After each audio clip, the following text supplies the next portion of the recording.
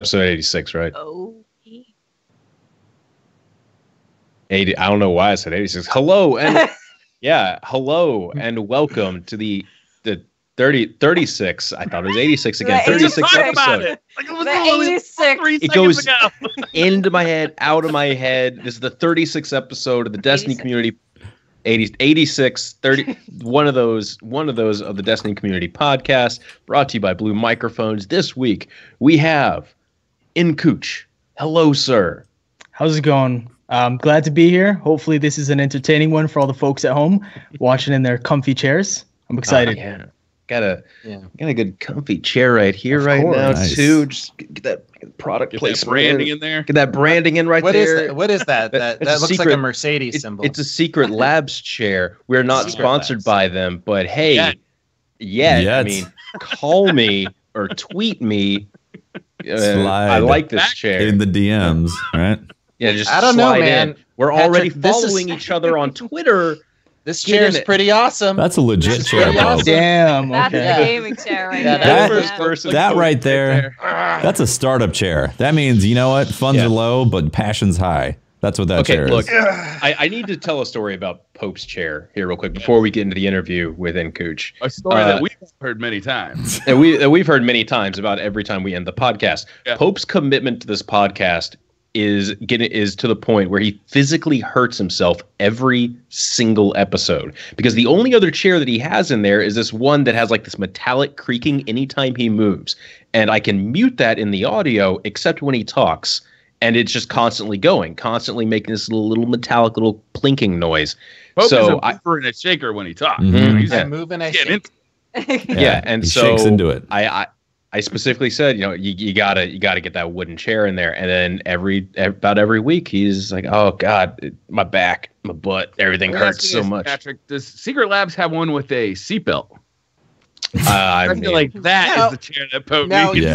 you guys got to understand. I agree. Nestor, here's what you got to understand. Because Patrick wants the higher audio quality. You know how when you have carpet floors, you put a plastic pad over the that's what I have right now, actually. So you're supposed to do that? So your desk chair can roll around on it, right? Yeah. Well, the desk chair gets moved away with wheels on it, and I put a kitchen chair that has those plastic casters on it. Oh, okay. On the plastic shelf, right? The plastic sheet. So I leaned over to pick something up, and the desk chair was on these plastic casters and just went, and I fell and hit it. So people linking that moment in chat, when you do see ! Pope, you find a video of me eating shit. Wait, so you actually fell during a podcast? Yeah. Oh, yeah. Oh, I it's gotta in the see chat this. right now. Yeah, it's in the chat. I gotta see this right now. Pope. So if Secret Labs wants to hook me up, I'm sure the community will laugh their ass off, because I will finally be in a comfortable chair. Real person chair. And a big boy chair. You didn't even say that clip. It doesn't look like you were leaning down to pick something up. It looks like you're just leaning over to kind of let one out. Let one out real quick. I'm never going to admit to pick that. up his 10th beer. I think you're gonna I think you relieve would. a little I'm pretty pressure. sure you muted your microphone too, because there's like no noise when you fall. Like, you're like, oh my God, I think that's huge. that's the correct culprit. Yeah. That was beautiful. Anyway, so Secret Labs, if you're out there, man, I could really, really use a chair that doesn't bust my back. Yeah, now the only thing that we like busting Pope is me. So, jeez. Every Nestor, episode. Let's talk about you, because I'm excited. I get to talk to these four idiots every week. Wow. So I want to hear. You guys are all nice people. Come on, you can't be saying that kind of stuff. Yeah, Pope. You know what? Come on, better. Pope. You wouldn't say that. The reality is that these are two of my best friends in the world, and I'm just telling them to be quiet for a second, because we want to hear about you. Sounds good. So you're a Twitch streamer, right? Yep. Did you always stream Destiny, or was there a game that you started before you started playing Destiny? Basically, always Destiny. That was the first thing that I actually streamed and did YouTube on. For those of you who don't know me, hi, I'm nKuch. I started off on YouTube, and I started just about the time when Destiny came out, so back in September 2014. And then I think about the following summer, I actually kind of ventured onto Twitch because I actually enjoyed watching a lot of other people's streams. So I thought, hey, maybe I should try this. I have a good following. So I tried Twitch. It was a lot of fun, and I've been doing Destiny on Twitch ever since, basically. Have you ever branched out into other mediums like YouTube or anything else like that? For streaming specifically, no. I've always been but like as far as like getting information out, do you have a YouTube channel? Oh yeah, I have a YouTube channel. I'm also on Twitter and on Instagram. You can find me there just via nKuch. On Twitter specifically, I'm nKuch Gaming. I couldn't get the OG version. Has me a little bit salty. So somebody else has nKuch? Yeah, some random guy. And the worst part is the account is actually locked. So you can't see it unless you follow him. And I've tried 30 times following this guy just to see who it is. And I can't. So yeah, somebody has that, unfortunately. Damn. Yeah. So you've done a lot of work though. Like you're I think I checked recently, but your YouTube channel, you have a pretty good following, right? I do, yes. I don't know exactly how much I'm at. I'm at like 330,000, I want to say, which is definitely a solid amount. I'm definitely really congratulations. proud of that. Congrats. Thank you. I appreciate that. Yeah. Underway to that gold play button. Yeah. Slowly but surely, hopefully with Destiny 2. That's one of my goals, though. For Destiny 2, I think it's going to last maybe 2-3 years until we get maybe the third one. So I'm hoping I can really gain some traction and get 1 million. It would be quite the accomplishment. That would be great. I got a question. So when you did YouTube first, and then got into Twitch. Also, you recently crossed 100,000 Twitch followers, right? I did. Yeah. Congrats on that. That's a huge milestone for Congrats Twitch. on that Thank too. you. Huge. Appreciate it. Thank you. At what point, or if you remember, what point were you at in YouTube subs when you decided to start streaming? I think I was at about 85,000 or 90,000 YouTube subscribers. And it was really awesome that I actually switched over to Twitch at that time for streaming, because that was like the sweet spot for where I could just join Twitch and automatically be partnered. So it was one of those things where I didn't really have to work that hard for it on Twitch specifically. I did a lot of work on YouTube, but I got partnered instantly. Had its benefits and negatives. I mean, I didn't really learn too much about Twitch and how to stream properly. And I was already partnered, which was definitely kind of a challenge. I mean, I didn't know how to transition anything. My emotes were like pretty bad when I first started. I'm pretty sure I didn't have a badge for my subscribers for probably about like 3 weeks too. So that was pretty bad. But you learn as you go. Absolutely, yeah. And do you feel like, based on your experience, which one has been harder to learn? That's a tough one. I think I want to say Twitch, just because there's so much more technical stuff you have to do behind the scenes that people don't know of. Yeah. But for YouTube, I'd say on the idea side, it's a lot more difficult, because you can't just click the start streaming button and just instantly start to entertain people. You actually need a good idea for a video, and there has to be a lot of context, and sometimes you got to make scripts and stuff like that. So I'd say more work goes into YouTube, but Twitch has a lot of stuff behind the scenes that people don't see. Now, do you edit all your own content? Yeah, all that stuff's edited. Yeah, all of that's done by me. The only thing that I've actually kind of outsourced is my thumbnails. Yeah. Nice. And it was pretty awesome how I found him. He was actually a fan of my content. He came from Call of Duty, and he kind of was switching over to Destiny, and he found my channel, and he's like, "Hey, your thumbnails suck. Let me make your thumbnails." I was like, "Awesome. You know what? Go for it." And I looked at his portfolio and stuff, and he was amazing. So yeah, that worked out very well. You want to give him a shout out? Yeah, definitely. Shout out to at Max Envisions on Twitter. His #1 designer right there in all of gaming. In all of gaming right there. Wow. I know. It's big. We've got our own designer that we think is the #1 in gaming. So yeah. I mean, they're all #1 in gaming, right? They're all #1. Yeah. So if I was to jump in the Twitch directory, what am I gonna? And I jump into your channel. What am I gonna see? You're going to see some above average PvP gameplay, I would say. I do a lot of trial stuff, and then during the weekdays, I do 1v1s against subs. Basically, we do double sniper challenges and all sorts of just like less competitive stuff against the subs, but more, I guess, casual and fun stuff. But mainly what I do on Twitch is just try helping people go to the lighthouse. Most of the people are regulars. They do go to the lighthouse quite often, but they just kind of want that experience of going with me, having a few laughs and that kind of stuff. So it's more chilled back, but at the same time, I do really, really kind of try emphasizing the good gameplay. Cool. Yes. Yeah. So and you find it like that your audience is there to like learn about. Do you talk about PvP, or is it like a social environment where you're talking about other stuff, or is it really focused on the game and the gameplay? I'd say it's more the social aspect. I'm not really there to teach too many people. I don't think people are there to kind of learn from me. I don't necessarily think that's my role. I know there's other people in the community that definitely are a lot better at explaining things than me. But for my stream specifically, I think it's more about just coming in, being friendly, having a few laughs, and just enjoying the stream. That's cool.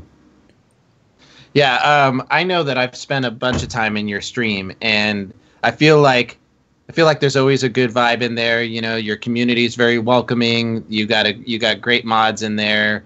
I think you've picked up if you were new before, like you've picked up the gist of it. It's always a good time. So I really appreciate you, carrying me to the lighthouse. Oh, geez. Well, thank you for the kind words, Pope. Yeah. So when you see Destiny 2 being talked about, obviously you've seen a bunch of the D2 information that was shown at the reveal. Are you going to get a chance to go to E3 this year? No, not E3 this year, but hopefully the next one. So the beta, what in Destiny 2, what are you hoping that we're going to see? What are you most excited about? Honestly, I don't want to see too much in the beta. I'm one of those people that would rather just see the vast majority of the content once the game drops, because looking back at my most fond memories of Destiny was probably, I think, The Taken King. When that dropped, nobody really knew too much about anything, and it was just an absolute grind and almost like a race for everybody to find out every little secret and all the chests and the raid, and it just felt like an entirely new game. And I want Destiny 2 to be just like that, where you go in blind, you know nothing, and you're just trying to learn everything at once. So if the beta has too much, I think I'd be a little bit disappointed in that. Yeah. I got a question for you. So sure. Out of everything that you've seen, I know what type of player you are, so I'm pretty sure I know your answer. Oh, he studied me. Okay. All right. Okay. You're what I call a spike. You're the competitive guy. You don't really care how you win as long as you win, right? Sure. Like you're gonna use the best subclass. Yeah. Yeah. Yeah. You probably play Striker Titan and then some spec of Warlock because their melee's stupid and grenades are good. I actually switched to the Gunslinger 2 days ago. Ooh. Yep. Solid switch. I think so. Yeah. For the rest of Destiny. Yeah. Wow. Yeah. No, I've played so many subclasses throughout all of Destiny. I'm definitely a person that doesn't like being on one subclass for very long. Okay. I just know that you've been doing like Striker and the Warlock for a pretty long time there. Yeah. So what subclass interests you from the ones that we've actually seen thus far? All of them are super interesting, but the one that I have the least desire to play is probably the Warlock. To me, it just seems like they basically took a lot of the assets that they had in Destiny 1 and put it in this subclass. So to me, it wasn't like all that breathtaking. I think I'm going to start off with the Arcstrider just because it looks so awesome. Like the guy doing acrobatics and the staff, that just looks awesome to me. We don't call it the Arcstrider around here. Yeah, we call it Pole Dancer. Yeah, the proper name, Pole Dancer. Okay, all right, Pole Dancer. Yeah. I apologize. We have another name for it, but we're not going to say that one again. Oh no. Okay, that would be my gosh. No, we're not. So Arcstrider, and so what we know from the THWAB that Arcstrider is going to be shown at E3. Yep. And one of the things that was really interesting to me is it said that the Arcstrider has a pole that it will be able to utilize for close quarters combat. Mm-hmm. Do you think that that's all the Arc Strider is going to be, or do you think it's going to have something like the Warlock's sword, where it can then shoot it as a distance, attack, or do you think it's just going to be an up close one? I don't think at a distance. I think that'd be difficult to balance, I think. But I did see in the gameplays and the trailers, I don't know if you guys saw it too, but it almost looks like it has some sort of like ground smash from the air. Slam, yeah. Do you guys see that too? Yeah, so I think that gives it enough merit to actually go and choose that as your first subclass. Yeah. But that's just kind of what's going through my mind. Yeah, I wonder if that's the R2, honestly. Like the R1s are really fast hits, and then R2 is the ground slam.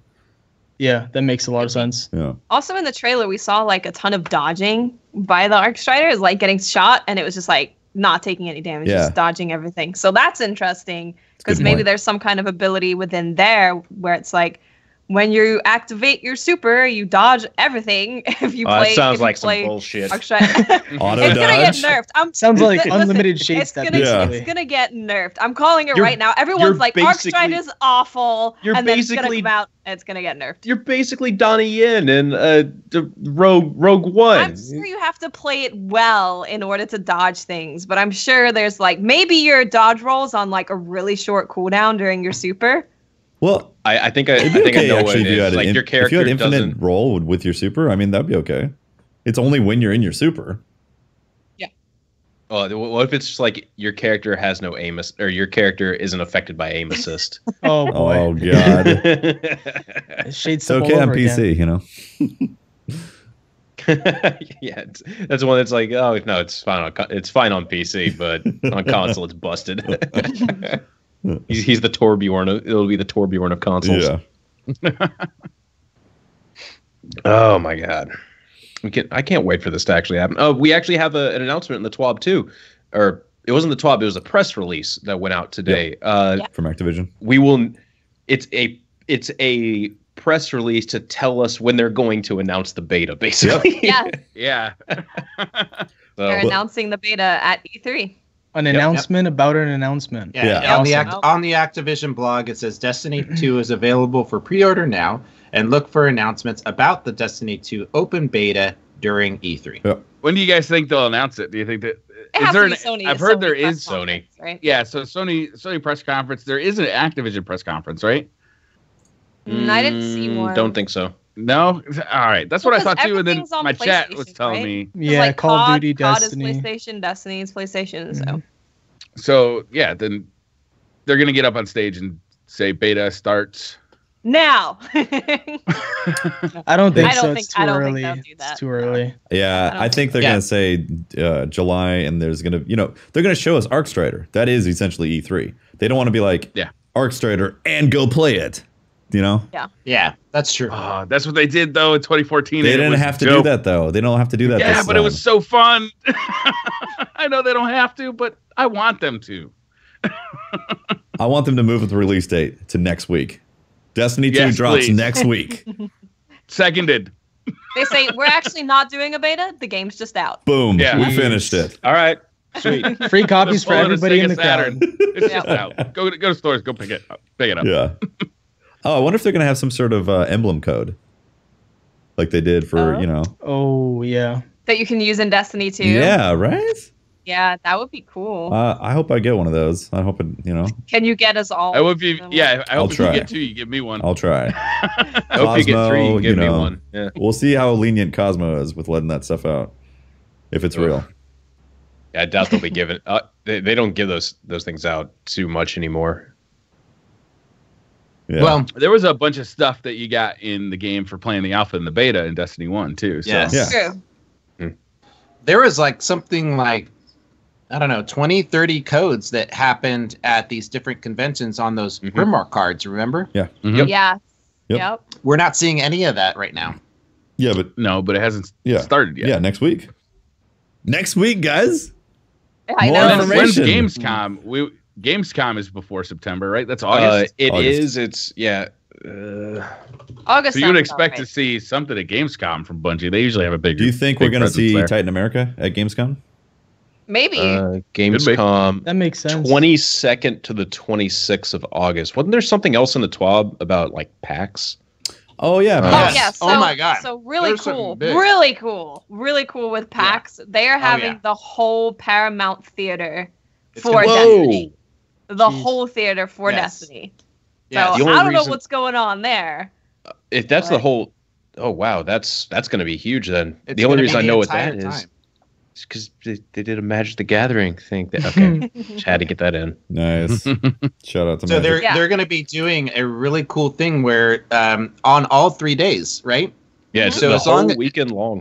And as long as you have a pass for PAX, you can go into the Paramount and check it out. And they're going to have gameplay and all kinds of stuff. Where is the PAX this year? Where's that at? It's always in Seattle. Oh, PAX is West. it? Oh, nice. Yeah. Yeah, that's actually where I plan on. I am going to go come hell or high water. I am going there next year. There is no way I'm going to miss that. Nice. Sweet. Yeah, I'd say I am going to go. They'd probably reveal the next subclass right there. Because, I think they're going to show Titan America, like, before we actually played Destiny 2. It wouldn't make sense for them to show just 2 out of the 3. I think they'd show all 3. That just makes sense. Yeah. I think that if you're a fan of Destiny, it even says it right here. If you're a fan of Destiny, and you live in the West Coast, if you can make it to PAX, you should go. There's going to be some special stuff being seen there. It's going to be a big deal. I think Destiny's Bungie has stepped up in a big way to be a part of this year's PAX. And if there was any remote possibility that I could be there, I would be there in a heartbeat. Pope, you get. Oh wait, yeah, kid thing. Probably. Yeah, family. Damn. Family, kids. Yeah, that's probably gonna happen. Get ready to say crash on the chair, table, whatever. No, I got some really friendly invites to be there, and I just can't make it this year. Yeah. It should be a lot of fun though. If you can go. Trust me. Yeah. And when is nKuch, you want to go? nKuch, you want to go? PAX. You know what? Sounds intriguing. I've actually never been to a PAX before, so. Oh my god, they are so much fun. It's like a gaming. It's like a mini E3, isn't it? Oh wow. It's basically a mini E3. It was a convention built entirely for gaming, and was it done by Penny Arcade? Yeah. Yes. It's centered more around fans than it is about business, though. E3 was really focused on selling games to retailers and stuff like that at its origin, or to distributors, where PAX was really about the fans. Okay. Yeah, so I think registration is now, right? Tickets. Yes, it just went on sale. Just went on sale today. Yep. And it is PAX West is in Seattle at September 1 through 4. Right before Destiny 2 comes out. So it's gonna be it's gonna be pretty cool at PAX. It's gonna be epic. Yeah. It is gonna be epic. They are gonna have their pre-launch party there. It's gonna be dope. That's going to be huge. It's the Paramount Theater. I'm really jealous that you guys live there. I honestly am. Watts, Patrick, you can just die. I mean, because that's taking it a little bit overboard. I almost did multiple times driving across the country to live here. So there you go. He was talking about it in Destiny. He wasn't talking about real life. Don't worry, guys. Yeah. Don't have the. I don't know. Multiple times in Destiny all the time, so it's all good. A quick thing, if at you guys E3 next week, there is some other news, is that you will be able to play Destiny 2 at E3. They're going to have PS Pros set up at the Activision booth and at the PlayStation booth. And then at NVIDIA's booth, they're going to have the PC version. Yep. And there's been strong rumors that they're going to allow some capture out of the PC version, which could be really interesting because so much has been said by people who went to the reveal event about how good it looked on PC. It'll be nice to see some capture, come out of that event, and so people can kind of see that for themselves. For sure. Yep. I'm really excited to see the quality of the build that we saw at the reveal on PC. I want to see how that translates all the way through to content creation and capturing, and how that full pipeline looks, because if like you were saying earlier in the year, Briar, if it's, or was it Tefty, if it's beautiful if it's going to be more beautiful for me to be recording on PC, then that might be where I go as a content creator, right? It's gonna take a significant setup to record it, though. I mean, you're talking buku dollars to get that to happen. If you're seeing 4K 60 frames per second recorded footage on YouTube, I don't think that's gonna happen. It's gonna happen. There's no doubt. But for like daily content, that sounds very far-fetched. Yeah. I'm not doing a Xur imagine video the rendering. That's what I'm saying. Like imagine that. That would seem so weird. Yeah, rendering a lot. I don't know. Do you think 1080p felt weird when we started with that? You know, when we moved up from the Dazzles running at 480p. Oh yeah, okay. So the good old Dazzles. Technology moves. Some people keep up and or jump on that 1080p early and have better looking videos than everybody else. Some people don't. Yeah. Yes. It's going to be a significant cost. If you see a 4K 60 frames per second video hitting YouTube, you got to imagine that guy has spent boku dollars, not only on the gaming PC, but also on the rendering PC. Right. And on his internet. That's what I was going to say. On the internet. Like the rendering alone is like 4 times the amount. And what would the upload be? I don't want to know about that upload. Exactly. I've done it once. I rendered something out at 4K. It took about 4 times as long as it normally did. This was back on like Planet Destiny to get a higher bit rate on the YouTube videos, and we were experimenting to get like the best quality. And it was like a 2-minute video. It took something like 20 minutes to render a 2-minute video, and that was on my. But you were also up-converting a 1080p video to 4K. 1080p. It actually makes it harder. That's processing. Yep. Yeah, that's true. And then just like the upload time of that. On a normal connection, when you're like dealing with 10, 20, 30 upload, it's rough. It's rough for content creation because another part of it for creators looking with interested eyes at Intel and AMD's newest offering for processors. Those high core Ryzens, Yeah, Threadripper, looks like it's going to be it's going to be an expensive processor around $850, but it's going to really help if you want to render videos or stream at 4K. Mm-hmm. Mm-hmm. Streaming at 4K? Oh, that just sounds. I don't think we're ready for Twitch it. cannot do that. YouTube. Twitch. Okay, so here's the thing, right? It's just like when you may have a 1080p monitor, but you can enable super sampling in your settings, right? And the graphics look even better. So it's actually rendering the game at a higher pixel density than 1080p resolution. Thank you, Tefty.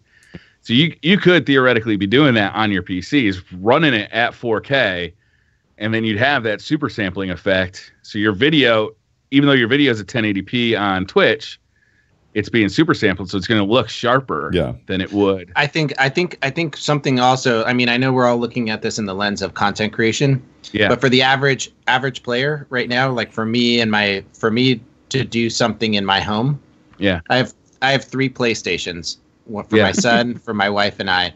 For me to replace all that equipment and all that stuff, it's so for me. And I think maybe if I just had one PlayStation, I think the majority of people that are playing Destiny right now on PlayStation are going to stay with that, right? Or Xbox or whatever, right? Is you want to? When people ask me, I would say, stay where your friends list is. If your friends list is all moving to PC. Think seriously about moving to PC or getting better friends. Yeah. New friends, not better. Better friends? Better friends. Better 4K resolution friends, Yeah. But, if you're starting a new account, you don't have any Destiny friends and you have access to a PC, the PC does look better. It is going to look better. That's just, hate to break it to you. Yeah, we played what do you guys think? Oh, no, go for it. What's that? What do you guys think though if the vast majority of content creators switched over to PC? Do you think that would affect the numbers? Because everyone knows that everyone looks up to content creators that they like, right? And we've kind of experienced that with PS4 and Xbox, I want to say, because a lot more people are on PS4, and I feel like that has a little bit of an effect on the community based on like what they main, right? So let's say there's like 90% of the current content creators, they all switch over to PC. I personally think that would have a huge impact on the PS4 community. How long do you think that would take, Nestor? 6 months. 6 months to a year. Pretty soon. I think that would happen pretty soon because people would want to do that before they start getting into the raids and their characters are starting to level up like to the max and stuff. Because if they already invest so much onto the PS4 and they can't transfer that stuff over to PC, I think there'd be less incentive. If I was a viewer, just speaking from a viewer's angle, right? And I could watch a video, and I know Tefty is recording at 4K on a PC at 60 frames per second, and Patrick is recording on a PlayStation Pro at 4K but 30 frames per second. And I know that let's say they're both making a video about Xur today. Which one do you think I'm going to watch? The one that mine, because it'll go up first. The person that you prefer the commentary of, probably. Did not expect that. I was just going to say, I personally think Destiny 2 feels better on console than PC. So I'll just put that there. Just leave that there. You know, you guys can wait and see about that when you get your hands on it. But a lot of people talk about PC is so good. Oh my God, it's the best thing ever. It's the better portion of the game for Destiny. And that's not true. Like, PlayStation, you're going to get the exclusives. You're going to get stuff early, so you have to think about that. You might not care that much about that, but I mean, it's there and it's a thing to consider. And it feels really good on console. It does feel really good. So I think people play down how it feels. People play down how it feels on console compared to PC, just basically on the frames in 4K and stuff. And I think some of the if some of the changes that they're making to networking do what they're intended to do, I think playing on console is going to feel a lot better than year one. We'll see. Just in the networking. Yeah, we'll see. I mean, we'll see. He's not even open to discussion. He's just like, we'll see. Dude, we're all at that point. It's true. Oh, absolutely. This cautious optimism. It's like, I like everything that you said about there, and we'll see about it. Last night we had some ridiculous networking caused problems with King's Fall. Like Oryx not taking damage in the chest in the stagger, causing a wipe and all that. And it's because they're moving all the servers over to Destiny 2 for the alpha that's coming out next week. Oh, is that what it is, Briar? Excellent. Next week. Really? Next week.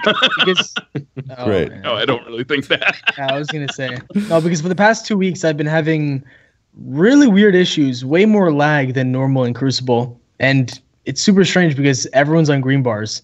And it's just like significant lag, but I don't know. That's what happened with Oryx. It was like green bars, nothing wrong with connections, yet something crucial in the game mechanics didn't register and caused a wipe. So I reserve judgment until we actually get Destiny 2 to decide whether or not the netcode is in fact actually better or just had a facelift, but it's the same netcode.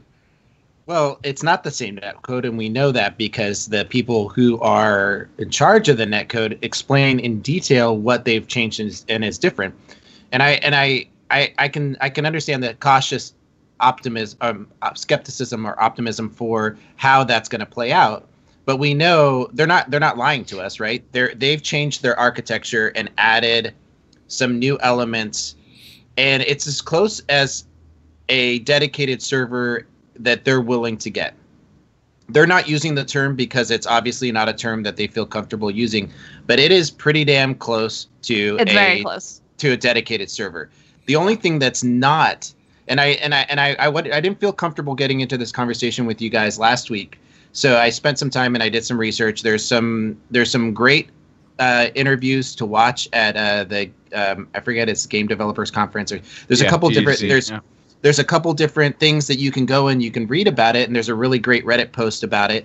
And I spent time and I looked into it, and they're making, while the changes seem small, from what I understand in the networking world, if this was my job, they're accepting a lot of cost. They're increasing a lot of responsibility on the server side for the players' space and what the cloud servers, they don't want to call it dedicated servers because it's not the technical term for it, but they might as well. Well, the game's going to be hosted on servers, right? That's a change from Destiny 1. The game logic and the physics engine will be hosted on a server. Right. Whereas in Destiny 1, that stuff was hosted by individual consoles.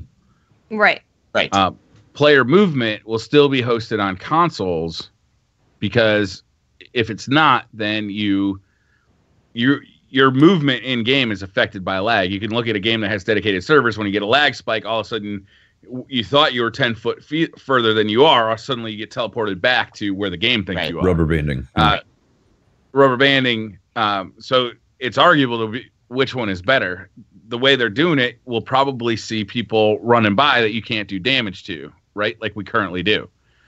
In some cases, downside, if we had that stuff hosted by the server, then if you saw a guy and you shot him, he would take damage. However, for you would suddenly lose control of your character, which feels really bad. Dedicated servers is not a perfect solution. No, it's not. It would also make it very difficult to play with people from the Europe, North America, and Australia at the same time. And right now, which is one thing that they're, that's like the main thing that they're trying to avoid is they want to have people from all over the world playing, and it's, it's admirable to do that. And there's also one thing that we're probably just gonna have to accept with the current limitations of the technology itself is there's going to be latency. I've never played an online game that didn't have some ill effect of latency. You're taking it in the pants, either on one side or the other. Yeah. And both of them feel shitty. So you just got to pick your poison. Yep. And I think it comes down to, the largest group population of people that want to play this, game should have a first-person shooter feel in there with their character, whether it's in PvE or PvP. And the reality is that as the individual player, if I was playing and I had a laggy experience in PvE, I wouldn't enjoy it. I wouldn't want to keep playing the game. Right. So this allows PvE players to go and engage in the environment with their friends and have that first-person shooter feel in an environment of PvE. Your character is always going to move and feel the same. It's the stuff you're shooting at that will interact differently based on network. Yeah, and I can see their choices in that, but I'm pretty excited. We'll see. We'll have to see how it feels when we get it. Exactly. There's no fucking perfect way to do this. It's true. No. Well, there could be. No, I'm just kidding. Not yet. Not until the entire world is wired for fiber optic right to your console. Yeah. And even then, we'll probably still have problems. Mm-hmm. I didn't really realize that until you mentioned it. Like, if you think about any game that you've played online, like there's always been so many laggy situations in every game. Like I didn't really realize that until you actually said it, to be honest. Like because I play Destiny so much, there's just all I remember is lag. But if I think about any other game I've always played, there's always just been so much lag. So that's a good point. Yeah. Yep. And even in CS:GO, like arguably the most successful first-person shooter game out there that has dedicated servers, right? Brazil ping. If you the people with shitty internet get affected by the lag, right? They freeze you in time and you basically can't move, or you're behind cover but you die because, according to the people that have a good connection to the server, you were out of cover. So somebody's getting a shitty experience at some point, and I can see the people that have really good internet and pay for it being frustrated that they're getting the downside penalized of that for a bad connection. I could see why people are frustrated with that. Yeah, but I also see people being frustrated because there is no better connection available to them. They live in a rural area where DSL is the best they can get. Or their entire country just has horrible infrastructure, which is the case for a lot of places. Yeah. It is, We're looking at you, Canada. No, it's funny because I've been having like such weird internet problems in my just general area, my neighborhood. The infrastructure here is because it's a really old neighborhood, and so the infrastructure here is just bad. So my internet every few months, I need to expect it to go out probably for about 2 weeks. So I tell my wife if we're moving someplace that has fiber optic. We're moving to a gigabit Ethernet or a gigabit neighborhood. That'll be on the list when I decide to move. Trust me. That'll be on the list, number one. Nestor, can you give us a geography lesson? Because, I mean, as a U.S. citizen, Canada is above us. Canada's above I didn't know us. that one. And I was just like, I just think of it as this nebulous blob, Canada. They don't even bother to like break it out because I hear there's states up there and things, right? I mean, There's states. Yes, there's states. Is it just like Eskimos and igloos, or what are we talking about here? There's a few. I see a moose here and there. Right. So there's a few more things up there. Okay. I mean, compared to you guys, most of you guys are on the West Coast, so I'm all the way across on the East Coast, so it's very, very far away from you guys, obviously. So wait a second, there's an East Coast of Canada. Oh, yes, there's an East Coast of Canada too, yes. But I live in a place where like I don't really know the rest of Canada because I'm in Toronto, which is probably the most populated city in Canada, I want to say. I don't know for sure. City too. Yeah. But yes, it's a really big city. You're always surrounded here. Like I can drive like an hour anyway, and I'm still going to be in massive populated areas, right? So I don't really know that part of Canada where it's all, oil sands and like in Edmonton and Calgary. I don't know anything about that kind of stuff. It's like something like 80 possibly more percent of people that live in Canada basically live on the border. Yeah, that's true. I heard too. Can you name all the provinces? Most probably, yeah. I could probably do that. They're called territories, like the Northern Territories. Yeah, but that's still technically a province, though. Yeah. That was a joke. I didn't even know that was true. Oh, okay. The official listing on Wikipedia is provinces and territories. So, I guess are you a fan of hockey? No, I'm not that Canadian. Definitely. Do you like syrup or maple? On your pancakes. Do you even eat pancakes? I don't even eat pancakes. No, I'm not that Canadian. Honestly. How about waffles? No shit, dude. Waffles, yeah. See, all right. Are you throwing maple on there? Not really. When you eat a pizza, is it pineapple and Canadian bacon or pineapple and ham? It's pineapple and ham. Wow. I'm a big fan of Hawaiian. Let's just get that out of there. Let's get that. Yes, thank you. Put that out Thank there. you. Wait, you love Hawaiian pizza? I do. Yeah, I love pineapple. Yes. Me too. All of us. Really? I preach the gospel of pineapple on pizza many a nights on my stream. On the internet. Yeah, I've been seeing a lot of people roasting each other on Twitter about that. I don't get it. Not every night, not every pizza, but every once in a while, throw some pineapple on that bitch. Let's have it. Yeah. and if you could put some hot peppers on there too, just to get the pineapple ham and then a little bit of kick in there. Yeah. Yeah, nKuch and I shared a Hawaiian pizza when we were at like one of the Rise of Iron events in that little rooftop place. It was good. Yeah, it's good pizza. Yeah, pizza, man. On pizza. Well, thanks for the history lesson or the geography lesson. I appreciate that. Not much of a lesson, but no, I mean, I didn't know. I mean, I figured it was all just polar bears walking around, and maybe you guys rode those to school. I don't know. Oh, I wish that'd like be World of Warcraft style. That would be pretty dope. I'd move to Canada immediately. Okay, first of all, World of Warcraft style, you don't ride polar bears. Those mounts are incredibly rare, and the only way you can really get them is from an old event or by possibly killing the world bosses, and then it's just a reskin of bear mount. Skype? I don't know. I don't know. But there's polar bears in WoW, really? Yeah. And they're rare? Do you have a polar bear mount? Yeah. You have a polar bear mount. Had a polar bear mount. I mean, you sold it? No, I just don't play WoW anymore. Like I'm trying to. It's still in your account, right? Yeah, it's still there. So you have it. You have it. Yeah. Yeah, you have okay, it's 2 years from now. You're not going to say 2 years from now. You're not going to say you had a last word. You're going to be like, no, I have the last word on my Destiny account. My WoW account is the equivalent of like having someone else like you put a bunch of stuff in a storage unit and then you forget about it, and it's like such an insignificant cost to have the storage unit available that you're just like farmers take it back. Is that what you're saying? So you're still paying the monthly due? Oh, fuck no. Fuck no.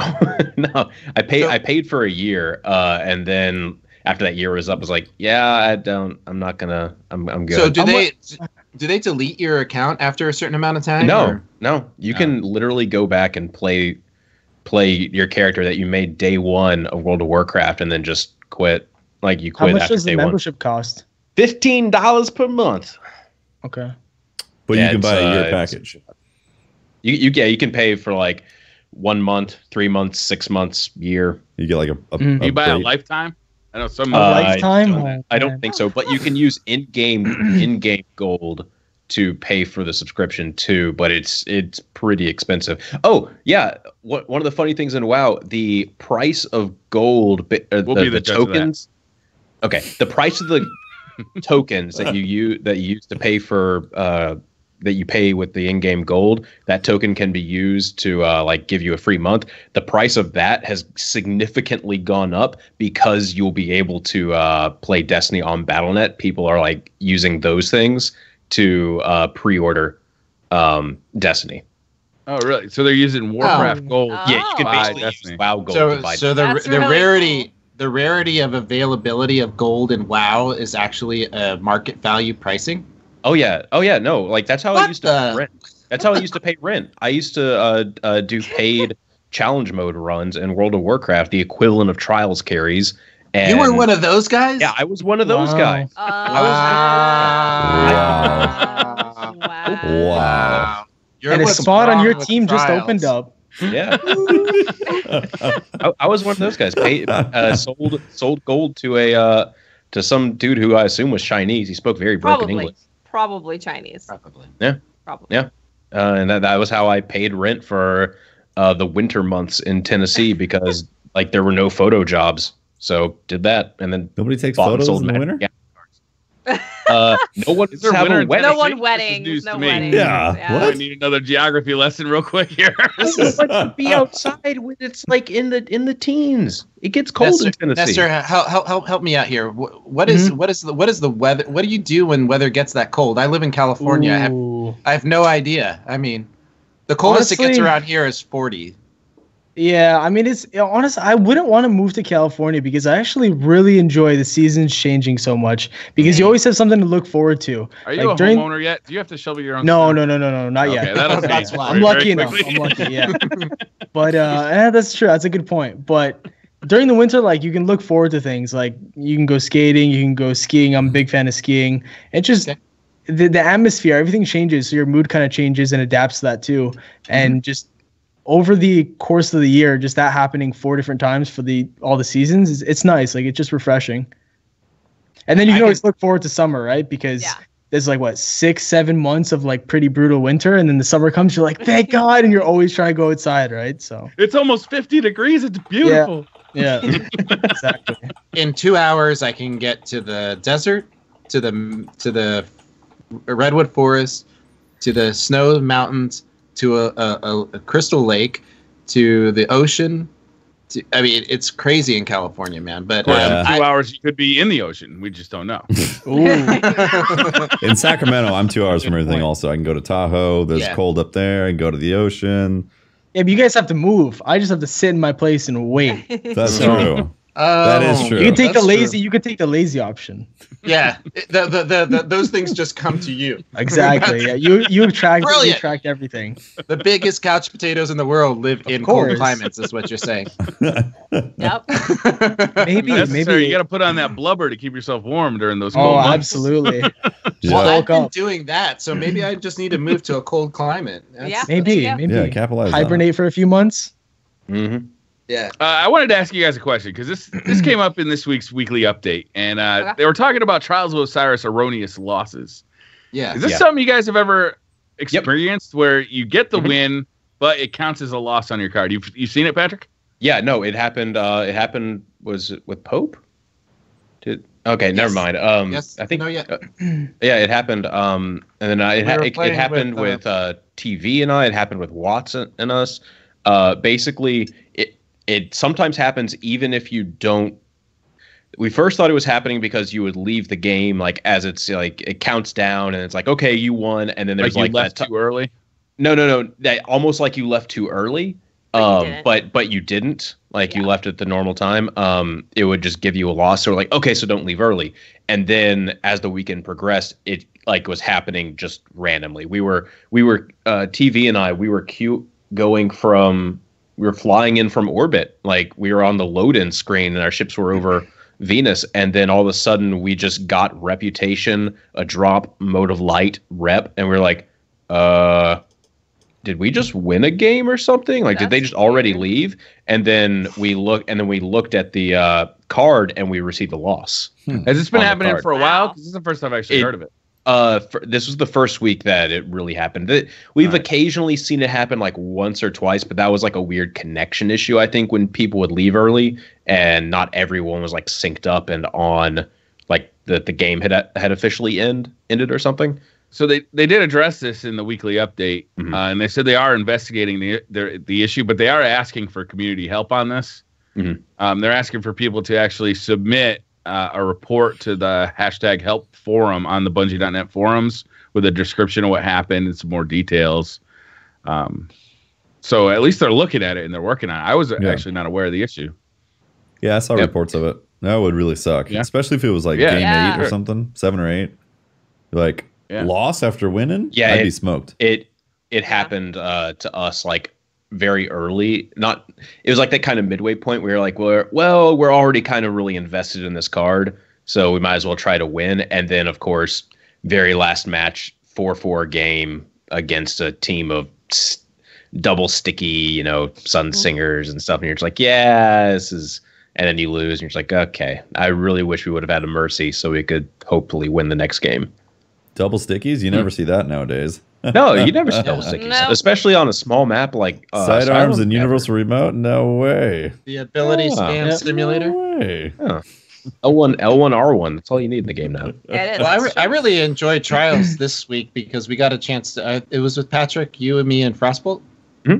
Yeah, we played. We just stayed in on the card and just kept playing. And it was a blast. I mean, I once you stop, like, I guess once I got to a point where I already knew the flawless was secured, and I could relax. Yeah. I felt like that next piece after that, I laughed a lot and it was a lot more fun, I guess. But we were still winning, but it was like I wasn't so bothered when you loosen up a little bit and your gameplay can loosen up with it. Yeah, and I get a little better. I was getting a few kills instead of these guys stealing them all. Yeah, that happens to me a lot in Trials. I feel like I win, 5 games in a row or something, and I feel like, oh, I'm doing great. And you kind of just loosen up. You start talking to chat a little bit more, and then you're just like, we're down 3-0. Oh, damn. And then you're just like, it's too late to come back it down here. Yeah. Yeah. That happens That's basically often. That's basically how, like, every Friday, Watson and I... Every Friday, Every Friday, we get to about... it's on, like, the 7th game or so. Mm-hmm. And we've just been kind of cruising through for the most part. And then we just get, slammed by a team that's very much paying attention to the game. It's right around that 7th game, right? Yeah. It's right around that 7th Tryhards paying attention. What the fuck? Paying attention actually to the game. Looking at the screen. How dare they? Lester, do you do any of those 1v3 matchups? I used to do 1v3s a lot when there was the old card format, like the old matchmaking system for Trials, but I don't think I've attempted them anytime recently. Like the last time I've done them was probably 6 months ago, but it does seem like a lot of fun, and I might give it a go next weekend if the map's good. So I've played with a few of your teammates on Primal. You guys are known for your PvP prowess. I hear you're recruiting. We are doing a recruitment challenge. We actually started about a week ago, and we posted a video. We explain all the details on Twitter and stuff like that. And it's a pretty interesting recruitment, definitely unique within the Destiny community. A lot of teabagging in that document. I was really surprised. Yeah. Oh, well, yeah. That's one of the requirements to join. Come on, you should know this. No, I'm just kidding. The proper terms teabagging. Of course. No, but it's pretty unique. What we're doing is basically we're looking for people that, instead of being like competitive players and sweat players, we're actually looking for people that have great, I guess, map knowledge and know how to use snipers very well and just primary weapons. And we're looking for people that know how to hit pretty good clips. I mean, obviously that's pretty subjective based on the person you ask what a clip is or whatever, but we're looking for people that hit nice clips. And there's this whole thing we asked them to do where they select this specific emblem and they put it on in their games. And when they hit a clip that they like, they pull out their ghost afterwards. And that kind of proves that they're partaking in our challenge. And at the end of the 2-week period, they get to submit all their clips. We ask for about 5 to 15 clips. And so they're going to submit all of that. It's going to be a ton of fun looking through all those clips. I'm already so pumped for that. Hey, I already entered. Really? Yeah. Oh, jeez. I saw on Twitter. I saw. Yeah, I didn't wear the emblem, though. I didn't know about that. But I was like, hey, some people were like, "Oh, you're disqualified because of that." I'm like, "Yeah, we can bend some rules for here." So, and does that mean that you're changing? I mean, are you taking the direction of Primal? Because you guys were really focused on being one of the top competitive teams within Destiny, going up against BSK and who are the other ones? There's I Am, God Squad. Yeah. All right. So that group, you were kind of in that mix. Is this recruitment drive more focusing on like a content creation, like montage and community content side? Exactly what we're kind of aiming to kind of expand on with this recruitment. I think we've always kind of been a good 50-50. We've been a good healthy balance between creating montages that people can really enjoy and also having a competitive team as well. We've kind of really liked having two separate sides because with most other sweat teams, they don't really have more of like a content creation side. They don't really have that. And I feel like that's something that we did first and kind of, I guess, exploited within the community. And we definitely want to grow that part of Primal a lot more because trying to be FaZe. Yeah, honestly, I mean, they did a lot of great things. We take inspiration from those guys. I mean, look at what they're doing now. Like, I mean, it's insane. So, and yeah, nobody really tapped into that market of creating, montages with snipers in the Destiny community. So we definitely want to grow that. And with Destiny, hopefully with all the 60 FPS and the higher quality of graphics, hopefully the montages could look a lot more beautiful.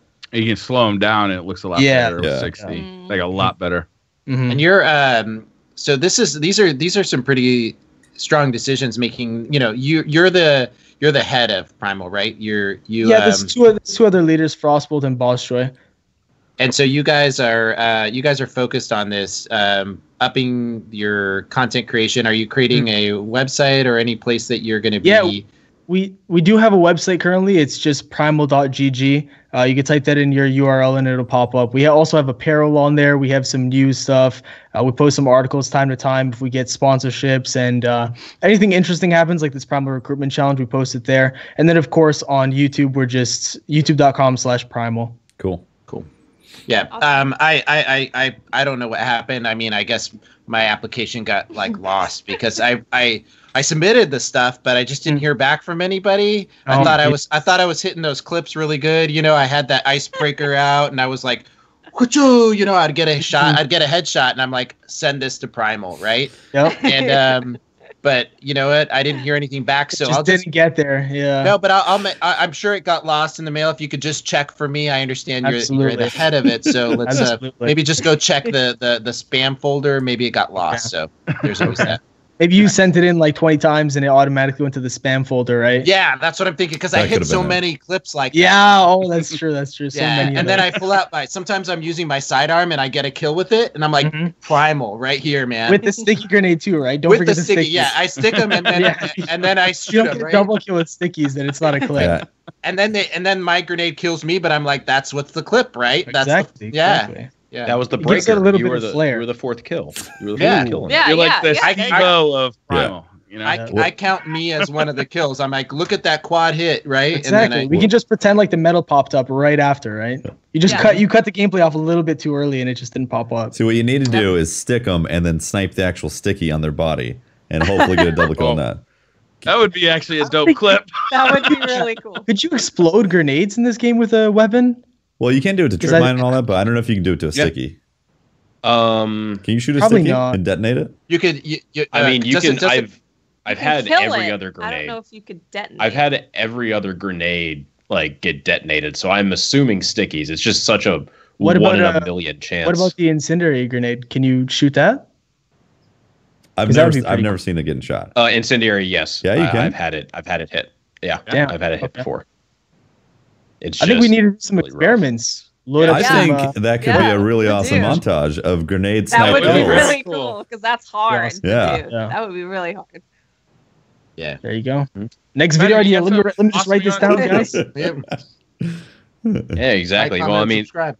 If you're wanting something to help out your content creation, now I'm not sure how well it'll help with montages, but it'll certainly help with, general content creation stuff. You need to look at these Blue microphones because no doubt you've noticed these wild mics and headphones that we're using. They're just some of the iconic gear that Blue creates. Blue's award-winning products are the driving force behind professional musicians, internet creators, and countless elite gaming teams and Twitch streamers. Their Yeti USB mic is the internet's most popular microphone, and their MoFi and Lola headphones deliver insane sound and a very personalized fit. It's actually the Sadie headphones. That's the ones that we're wearing right now. It's the ones that you should look up. Blue offers everything you need to completely immerse yourself in the ultimate gameplay experience. Learn more about Blue at bluemic.com. So you said something about elite streamers. So does that mean... Am I in? Oh, yeah. You're in. There it is. Got the orange edition. Nice. Yep. That looks tight. really good. Got some it was on discount one day, so I was like, oh, okay. Let's get it. Let's do some Twitter questions. Alex Metzger says, what super is nKuch going with in D2 to avoid all his incoming super whiffs? Ooh. Okay. Little jab at my Nova Bomb skills. I'll take it, though. I can't Nova Bomb to save my life. Yeah. I mean, I use lands, so I mean, it's... Me it's too. It's that thing, you can never predict it sometimes. But for now, based on what we know with the subclasses, I'm going to go for the Arc Strider. But if we do see gameplay of... I'm sorry, Arc Strider? Oh, you're right. The pole dancer. I'm sorry. But when we see actual gameplay of that, and if we also see gameplay of Captain America, I might switch because my theory right now is that the Captain America one's going to be by far the most OP because it has every range and has a defensive ability too. So to me, that just yells OP, but I want to see some gameplay before I actually make my final decision on it. Sure. I mean, when I hear OP, I think original purpose, but I mean, is that... I never heard that one before, actually. Yeah. Okay. Yeah, it's for having fun. Mm-hmm.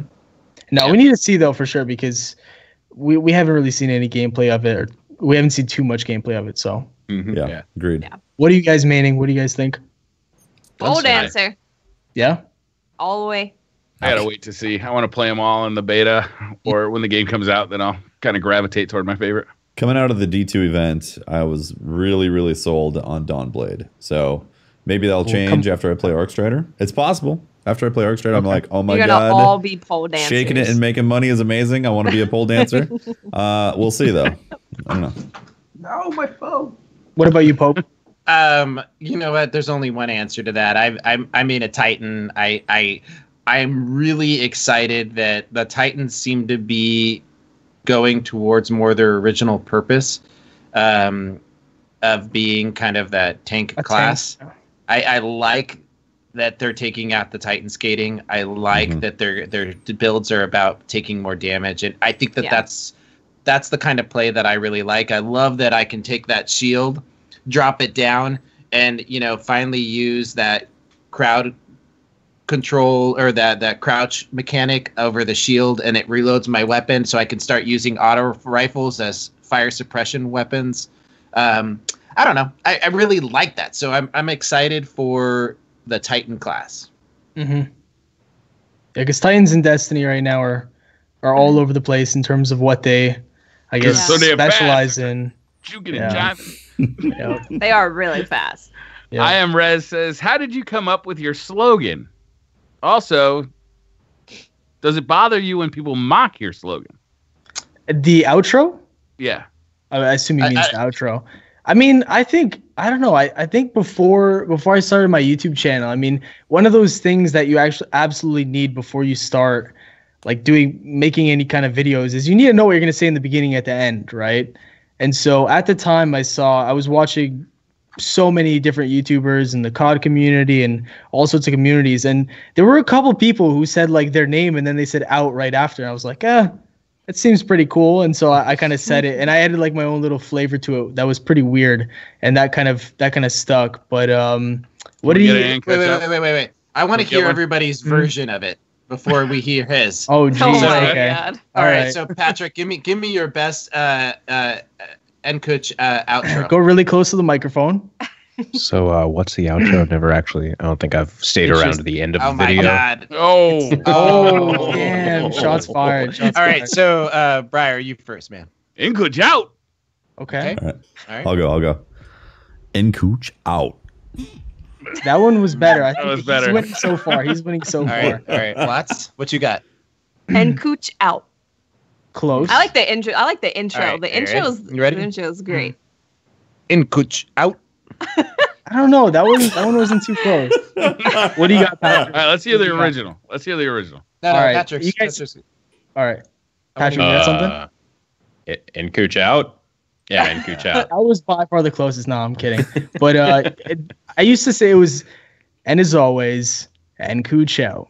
That's how it was. But I think it may have been a little bit different. Like back in the day, I sounded a little bit different. Did you ever just record one thing that said like, and like just use this soundbite as your outro? No, because I used to do that. I used to do that. Yeah. Really?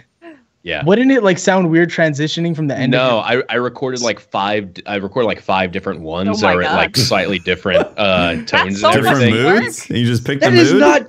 That is. I don't know if More that's more work. work or It's No, more no, you work. just, Might as well you just say it at the end of your properly video. Label everything. You properly label it like, you know, higher tone, lower tone, faster pace, slower pace. Like you get a couple different. Did you get this takes of idea it. from Dado? I'm pretty sure you got this from Dado, didn't you? I feel like that would take a lot of work, though. Sounds like a Dado. That sounds like a Dado organization thing. Yep. I'm never gonna get rid of the discount Dado thing, am I? Never getting rid of it. I've never heard that before, but I love Me it. neither. It's great. That's awesome. I love that. I hadn't heard that before either, and you are totally. I a haven't discount. either. Love it. No, but that kind honestly of a sounds like follow more up. It does sound like more work to me. Because you A have follow up fake question to that stuff. one is from Gary Diaz. Now that we know that nKuch has left many, many times, the real question is, when did nKuch come in? Oh, jeez. I don't even know how to respond to that one. I mean, when the channel was created, September 2014. September 2014. So Yeah. you created the channel at the launch of Destiny.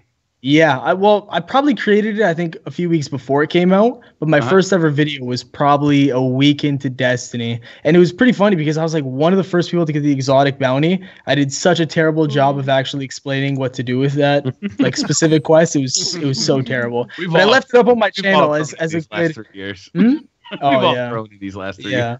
No, but I left it up on my channel as like a reminder of like where we how we started and the evolution, I guess, of the brand. So Have you ever done one of those like reacting to your oldest video? I did, yeah. Recently I did on one of my like first montages. It was definitely very different. Everything was done a lot more different. So yeah. it's interesting to look back. I think that when to answer a part of that question, that would it bother you if that people mock it? I don't think that they are. I think that is a term of endearment, to be honest with you. Like it's you've established yourself as a presence in the community. Yeah. And it to me it seems like, you know, people say stuff about me too, and it's one of the things you get when people start to recognize you. Of all the things, I think that it's endearing, and I think it. You know, if I were you, I probably wouldn't take offense to it. Yeah. No, We'd be yeah, saying, no. Oh, yeah, not saying at all. it about you if you were irrelevant. You know what I mean? Yeah. Yeah. Damn, okay. But yeah, no, like most of the time it's just even if they're not fans of me, they've probably heard of me just because of the whole nKuch out thing. So I mean it's kind of promotion, right? So at the end of the day, Yeah, it's branding. It's pretty cool. Yeah.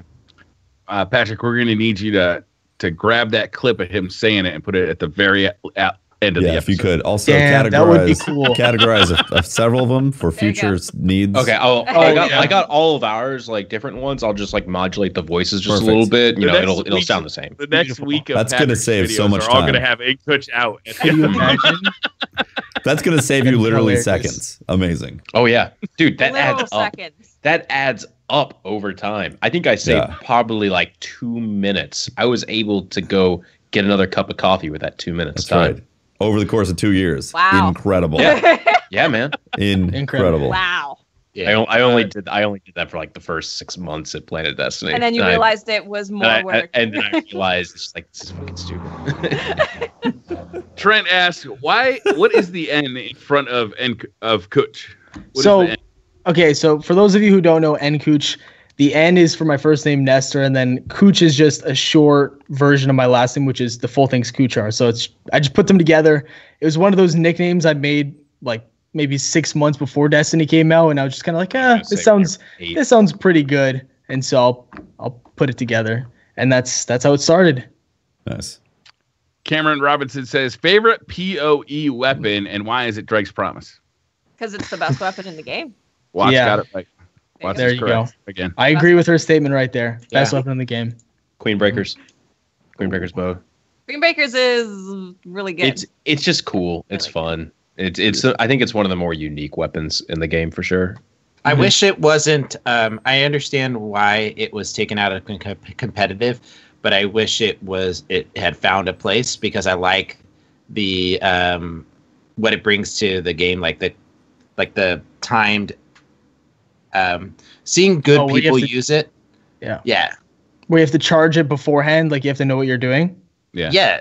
It's premeditated assassin machine. I just think I think it would add to a dynamic of the gameplay that's not there. So it would be fun to see it. No, for sure. I feel like this is kind of a bad thing to say, I guess, but some people not some people, but the majority of the sweaty community, sometimes they're just like really quick to nerf things or not nerf them, sorry, but to like get rid of them and kind of eliminate them in sweats, because they kind of just see that an individual person knows how to use a certain strategy or a weapon that they can't, and so they'll automatically be like, we don't necessarily like that, so we're just gonna ban it. And I think that's the one flaw, but is what it is. I mean, I'm just saying that I would get into sweats if I could use Bones AO, so I could actually have the same movement properties that all the other classes do, because just natural movements of a Titan and a Warlock are vastly superior to natural movements of a Hunter, and it'd be fine. Ban all the exotic armor, because someone could spawn with a grenade every time. Why not just ban the individual pieces of armor? I'm sorry, Benny Rand. No, I definitely agree with you. Yep. Alex English says, what announcement from E3 are you guys looking most excited for? Everything Scorpio for me, he says. Beta. I want to know when I can get my hands on the beta. One. Schedule the beta. That's pretty much it. I mean, COD World War II as well. I'm really looking forward to that announcement. I want to see gameplay, the multiplayer, everything. I am actually really excited about that game too. I was a big Call of Duty fan back in the day before the Advanced Warfare days, and I'm hoping that Call of Duty becomes like a relevant thing in my life again. Yep. Honestly, I'm interested in seeing what they're going to drop with the Scorpio. I want to see them make. I want to see games for it, though. Yeah, but yes, I want to see games, but I want to make them make Sony go, somebody's got a leader in actual hardware performance. And I see the price drop for PlayStation 4 to $240. Oh, did they? Yeah. Interesting. Yeah. Fuck! I just ordered my girlfriend a PlayStation. God damn it! Oh, you could have got her a gold one for $250, but I'll check my Amazon thing. I think that's what I paid. Cancel order. Yeah, the biggest already there, already arrived. It's sort of funny, but I had such a big moment when I played Last of Us. I'm really excited. Okay, that's what I paid for the Last of Us 2 announcement.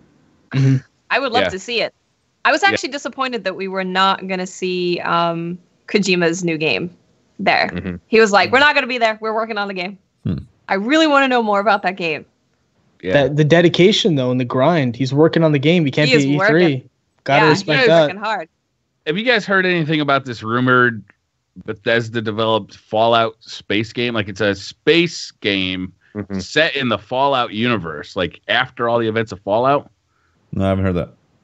No. It's a rumor that's going around. That sounds really interesting. Sounds really cool. And the other one is there's rumors about like a Destiny-like game coming from BioWare. Yeah, I would love to hear more about that. Me too. Yeah.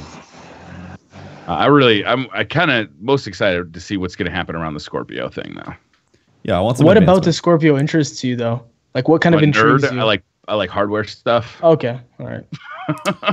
I'd love to see him announce some badass software to go along with it to launch. Yeah, that's the only thing I care about. Is like if it's got some sweet games that coming with it. Yeah. All right. If it's just like this is a better Xbox, Awesome. That's like saying I have a bigger shelf to store all the books I don't have. Yeah. To me, I can't manage 2 consoles. I don't know what it is. It's just I'm not good at it either. I play Destiny so much, and it's just everything's on the PS4. To me, like, there's no excitement around the Scorpio, but I definitely am intrigued to see what they have in store for it. But that's as far as I would go.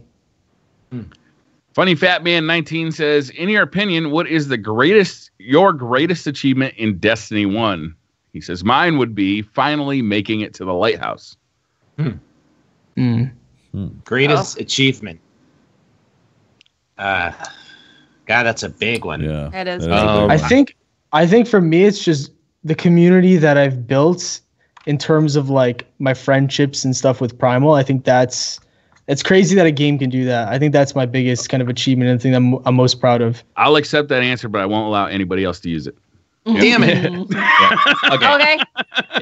For me, like in all honesty, for me, I remember when I was in kindergarten and my friends all said, what do you want to be when you grow up? And I said, I want to play video games and test them and stuff.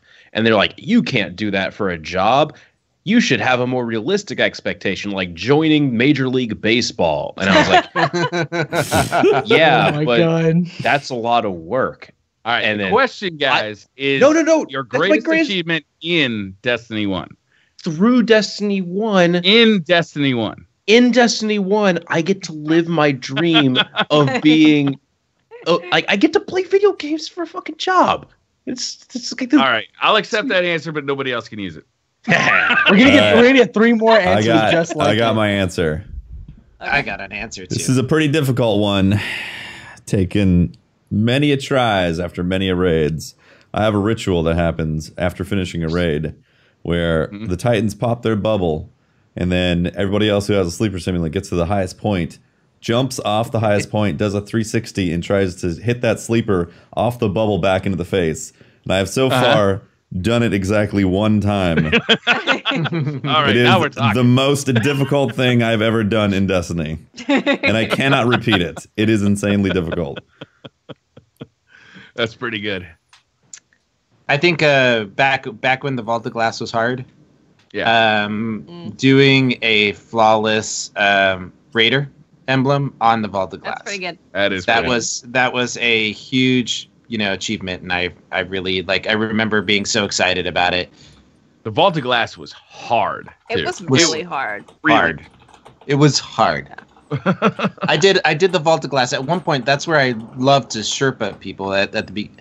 I did a Vault of Glass 150 times before the next raid came out. That's how often people who entered the game later than that vanilla period, because they changed a lot with the Dark Below about how gear leveling worked and stuff like that. Yeah. But the only way up till I think it was the 2nd or 3rd Iron Banner, the only way to get to level 30 was by completing the Vault of Glass, which meant you were always under-leveled going into the Vault of Glass. That's right. Sometimes significantly, as low as 26, 27, and it was a huge impact on, you were getting one shot by snipers, you were doing less damage. It was hard. It was real hard. Fun, but very fun. It was very fun. Yeah. I would like to see some of that challenge return to Destiny 2 in some way. Yeah. I'm going to say finding Patrick a girlfriend. Oh, yeah. I don't think I heard this story. What happened here? You can tell me lots. So we finished playing Trials and we went back to the tower. And I was kind of joking around with Patrick that we're going to find him a girlfriend. And there was a girl in the tower called Island Girl. So we all started messaging her. And then she said something about having a boyfriend. I don't know. Some stupid excuse. So we went to the lighthouse to find lighthouse babes, because we figured that if they could go to the lighthouse, they're going to be pretty cool. And we couldn't find, we found a guy who said he was a girl, and we invited him to the party, and he ended up being a guy. So that didn't go well. And then after that, it wasn't very successful in the game. Somebody tweeted at me and Patrick and said, I really like watching your streams. And she was a girl. So I jumped on it and I sent her a DM, and I was like, Patrick's really great. He's a nice fella. And now they're together. Hi there. He's a nice fella Holtzmann, now. you owe lots of watts for that one. I know. That's big. Yeah. That's actually a crazy story over Destiny. Jeez. Yeah, and she's a hunter. She's as a hunter. Nice. Gunslinger hunter. And it's just like, oh, well, this is awesome. This isn't going to be like a weird thing where it's like, oh, you're a warlock? I don't know. But the only thing is, like, she plays on Xbox. And, like, just this weekend, finally got around to got her PS4. And so hopefully we'll be playing together soon. She has an Xbox player? Yeah, she's an Xbox player, but now she has a PlayStation, so she's going to be a PlayStation player. That's awesome. Everything off your checklist just checked off, right? Yeah. I mean, for the most part. Gunslinger, PS4. Yeah. Jeez. It'd be better if she lived like here in Seattle, but we're making it work. We're making it work right now. Okay. For me, the biggest one was the King's Fall raid when we all did it day one. That was a monumental task. And it took us 12 plus hours, right? 12 and a half hours, was it? To get that thing completed. And it felt like we had achieved something afterward in game. Like it really, truly felt like we had overcome, a task. And it was really cool. It was a really cool day. Yep. That was like a 12-hour. It was like a 12-hour thing going through there for the first time. I think literally 8 of those hours. 12 and a half hours total. 12 hours. Oh, sorry. Well, I remember it was one of my longest streams at that time. Just on Oryx, like last phase of Oryx. Tafty, you're muted. My bad. No problem. I saw the beard moving, but I didn't hear the social. I saw the beard tones. Yep, I was reaffirming. I didn't hear the wind going through it, so assumed you're muted. Raven 322 says, "Do you think 1S will be able to do Destiny 2 in HDR and or 4K?" So 1S, I assume he's talking about the Scorpio. That's the rumored new name for the Scorpio. No. And yes, it will do 4K. No. Xbox One S is the model that they released last year.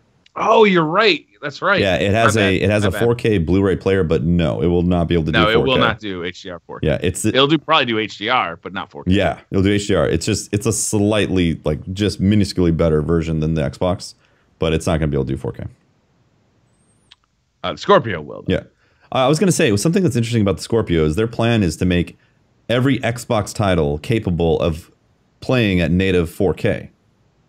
So it's the developer will still have to do a little bit of work, but not like actually have to rework things to have it run at the same frame rate and play at 4K resolution with better texture filtering and all that. So they've designed the hardware in a way to where all possible games that are already released on Xbox One and in the future are going to be native 4K, which is interesting because then it's going to like super sample essentially. And as you know, super sampling is better than actual anti-aliasing. So it's exciting technology, just like Brian and I are talking about, like being excited to nerd out on hardware. Yeah. So yeah. Sounds like a pretty big task though, 4K for even like future releases. Because right now, what's like the biggest, most hardware dependent game right now? Would you say it's Destiny for the Xbox One? Or are there games out there that are like way more? Tomb Raider, Witcher 3. Witcher 3. Yeah. Witcher 3. Yeah, I bet you're right actually. There's even with Destiny's like big open world. Dude, Witcher 3 will like bring my rig to a it brings pretty bad crawl to the knees. Okay. Yeah, it's a rough game to try to like get high fidelity out of. I wonder if that'll limit like the Xbox developers later on, or game developers. I mean, it depends on the game, the engine. Witcher is like this massive world. I mean, there's like detail settings in there for like his hair.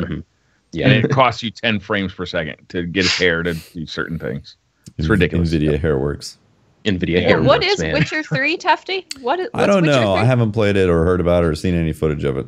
Can't say really. Lies, can't comment. Lies. Can't comment. More lies. Speaking the truth, guys. One day at a time. Gabang Bang says, nKuch and DCP, how do you take your coffee and how do you like your pizza? Well, I think we discussed. Long live pineapple pizza. Yeah. How do you guys take your coffee? Black. I don't drink coffee. What? So the better the coffee, the more likely I am to drink it black. But the worse the coffee, the more likely I am to add sweetener and some whitening device of some sort. Whitening device. Yeah, whether that's cream or milk or whatever. Milking. You need to coffee mate, whatever it is. I like the shittier the coffee, the more likely I'm to add shit to I like Americanos. I like them with half and half. I also will take a black too, either iced or hot. But my go-to is an Americano. My father, he will start drinking coffee in the morning, and then about noontime he'll start switching over to Diet Pepsi or Diet Coke. Sorry, but he doesn't want to waste that half a cup of coffee, so he just starts pouring the Diet Coke into the coffee cup, whether there's coffee in there or not. Oh boy. Yeah, well, it's got most of the. It's like got, they're both like the same color roughly. They, one sweet. You add sweetener to coffee all the time. I don't really see too much. Sometimes there's a little bit of like almost caramelly type flavor in Coke. It could work. I'm not saying he's weird. If it was regular Coke, I Fizzy can coffee. actually see it more. But with a Diet Coke, yeah, Diet Coke. I'll try anything once. That's going to be one of those things that I'll just don't give me a full serving of it. Just give me like a small shot glass. I'll let you know how I like it. Sample size. Yeah. Evan Powers. I'm sorry. I drink a South American tea. It's called mate. So it's I can't drink. I love coffee, but it hurts. It ruins my stomach. It's too acidic. So I drink yerba mate. Yeah, yerba mate is really good. Evan Power says, what was the last song that gets stuck in your head real bad? We're singing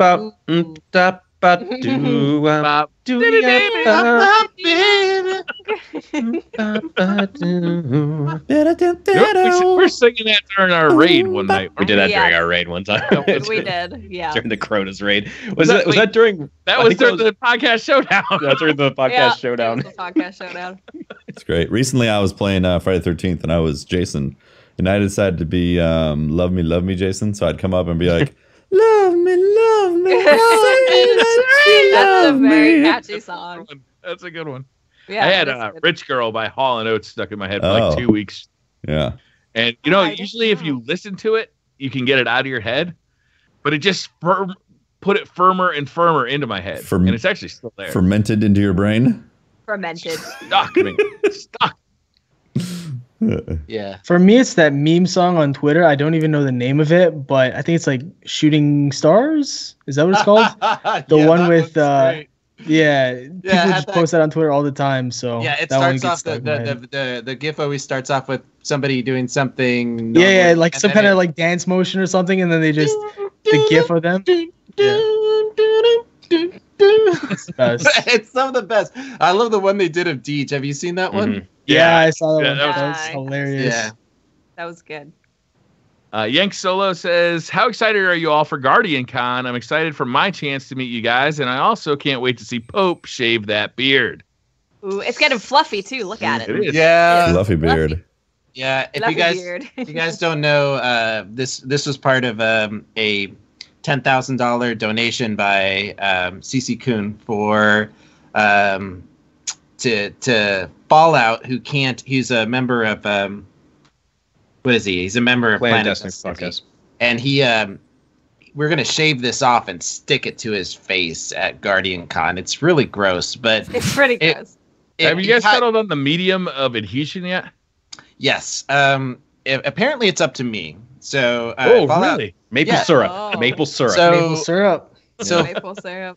I've played with a different. We're gonna do some testing on my son a little bit this week. So might as well test on children, right? We're trying Vaseline. Well, it's not safe to test on animals, so it has to be children. Good point. It has to be. Yeah, it has to be children. Yeah. It has to. Good point. So I'm gonna try some Vaseline, and then you want to use spirit gum. That's the best thing to use. What? Spirit. I'll send you a link. Is this like the actual thing he should be using, or yes, the most that's the actual thing he could possibly be using? Okay, I feel like the correct answer is the latter. Have you actually done this before, Pat? Yeah. What? Have you guys not watched the Jackass episode where they like shaved the dude's pubes and then put it on his face to make him look? Can't say I have. You not seen that one? Can't say I have. They specifically say we are using spirit gum. Or what I took away from that sketch was not what they stuck it on with, actually. It was what they were sticking on. Oh boy.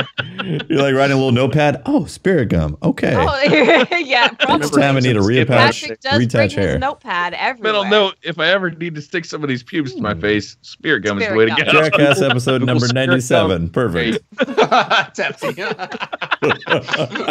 Patrick's got all these things cataloged. I had no idea Life that lessons. Jackass episodes was one of them. Yeah. All right. Dave Mullen says, with Destiny 2's story being more NPC character heavy, do you think we could see major characters die to move the story along, kind of like Borderlands 2? Yes. Maybe. Yeah. Wasn't they saying that Zavala was going to die?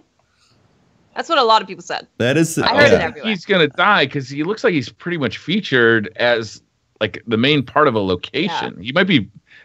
I was thinking that there would be some loss at the beginning of the game, right? Like, where's Erismorn? As the tower is attacked, the Cryptarch. Don't you think like there could be the Cryptarch? They're gonna kill the Cryptarch. Nobody's gonna. They're gonna kill the Cryptarch. Everybody's gonna go. rise up and clap and be like, "He's an asshole." Well done, Cabal. He's an asshole. Thank you, Gary. Go, Gary. Go. Yeah. Yeah. About the only person you could kill in the game where we would have some sort of emotional response would be Eris or the Cryptarch. Eris is not gonna die. She's I know. on a mission.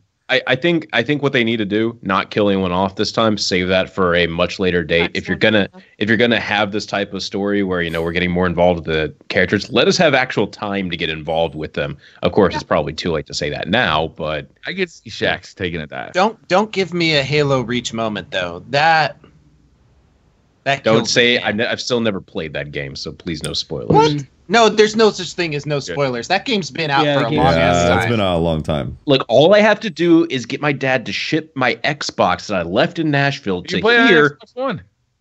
I know, that's the thing. I have to get him to ship the Xbox One. Then take your headphones off for a second. Okay. I mean, everybody and their grandmothers played. So that moment where you get invested in these characters, in that moment where the sniper kills, was it Kelly, or one of the? He kills one of your main squad, and I sat there and stared at the screen, and I was like a loss. I was like, yeah. And then they all started dying off, and it was just that was the cool part. It's like it started this. You progressed through this situation where you just kind of got used to the idea we're not making it out of here, right? It's like you started seeing your teammates die off. Yeah.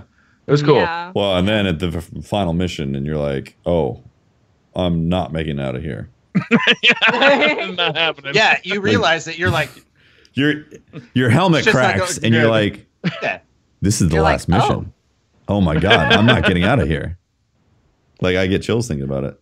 It is a ginormous amount of loss, and I remember when I finished that game, I was literally heartbroken. I couldn't take it. Still talking about it, Patrick. I think we're done talking about it, right? Yeah. Unless nKuch, you want to talk about that? I think we're gonna keep talking about it for the next 30 minutes, right? Is that on the plan? Is that okay.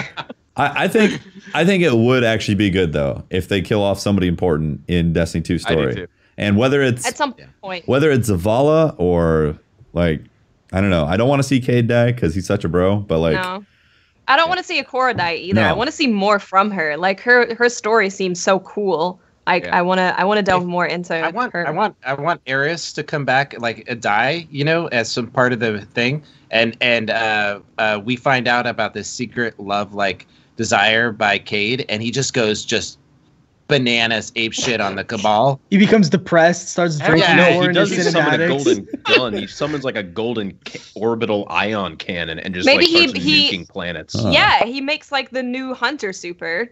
Yeah. You guys all have access to the Activision thing, right? The Activision press with all the pictures on it. Isn't there a picture on there with Shaxx and Zavala standing on that new planet together? Let me go see. I actually have it on I have it on my computer.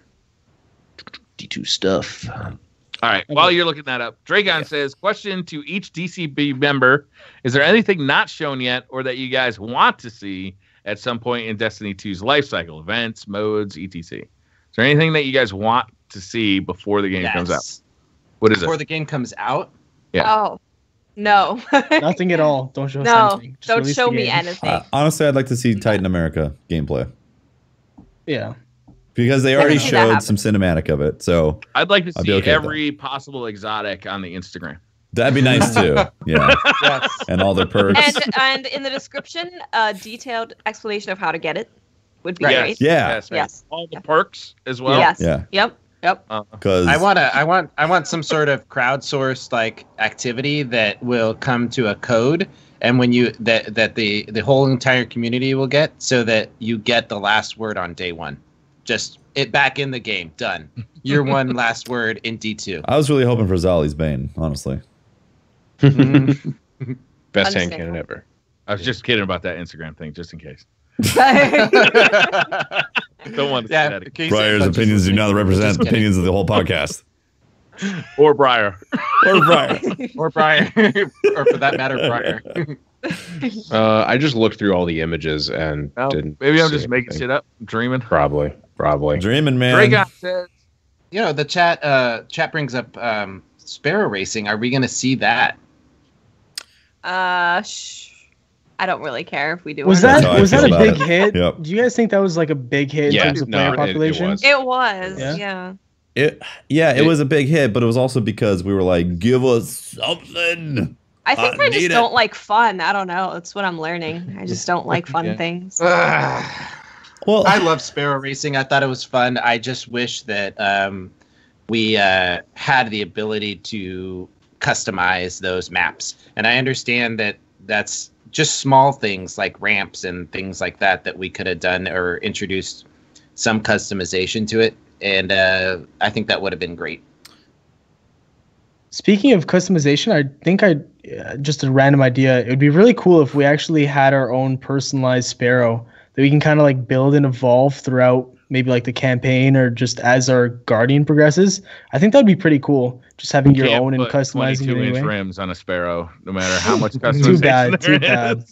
That would have been cool. You cannot put moose antlers on your Sparrow. There's no place for just instead of the flames on the side, I would just have maple syrup just in a cycle going all around the Sparrow. Your Sparrow is cooled by liquid maple syrup. Exactly. There you go. Oak leaf, maple leaf clusters all over it. You know. Yep. Yeah. It'd be dope. By can't put moose antlers on, do you mean I can't or I shouldn't? You should. You should. Nestor should. I mean, I could totally see him doing that. I probably would, honestly. Big Sean says, what's a good gaming beer to pair with Destiny? Oh. I have no idea. Root beer? Root beer's good. The PG option. I think this is agreed with Miss 5,000 Watts more. I feel like this is a great question that you should actually go ask True Vanguard. That would be a good question for True Vanguard. That man knows his alcoholic beverage. Yes, he is very, very accustomed with the beers. So you should go ask whichever him. beer is closest. There you go. The closest. That's a good option. Yeah, I like lighter beers, so like a Stella Artois or something like that. Corona Light. Yes, a Corona Light. I recently found out the Modelo's were gluten free, so I've been drinking Modelo. Oh, that's good find. Yeah. Yeah. There's a couple anyways, beers from Sweden that I really enjoy, but never mind. Let's go. Yo Santo says, okay, if the raid comes out a week after launch, do you rush through the game and grind it out, or do you take your time and run it later? I say no, but yes. It depends who you ask. Yeah, if you're content creator, you have no choice. Yeah, no choice. You have to. Like I don't even care if I wasn't a content creator, I'd still be rushing to do it because doing a raid blind is amazing. And while you could wait and just ignore all the YouTube videos and all the Twitch channels until you do it, you can't guarantee that the other 5 people in your raid team are going to do the same thing. And it's so much more fun to go into a raid and discover it piece by piece and figure it out, figure out the puzzle pieces piece by piece, even if it does take you 3 days or 12 and a half hours straight. It's a really rewarding experience. It's really fun. There's nothing else like it in shooters. I just better not be a week. It's just better not be a week. That would be very, very bad. I don't think a week. No, I think that's way too early. Nobody wants a week. We want like you don't want people rushing through your game. It was like 4 days, right? Yeah. Yeah, it was ridiculous. It was crazy. Yeah. It was really. But I mean, that's not from scratch, right? If it was a brand new game, I think probably 2 weeks, a month, something like that. I hope a month, personally. I think a week would be. I hope a month, yeah. Yeah, I also hope PC players don't get shafted and have to see the raid come out and then get their game, because that's going to suck for a lot of people. That's a bad taste in their mouth. Yeah, I think that will happen, honestly, because if the raid comes out a month after the game drops, I feel like the PC version is just going to be delayed probably a month, 2 months.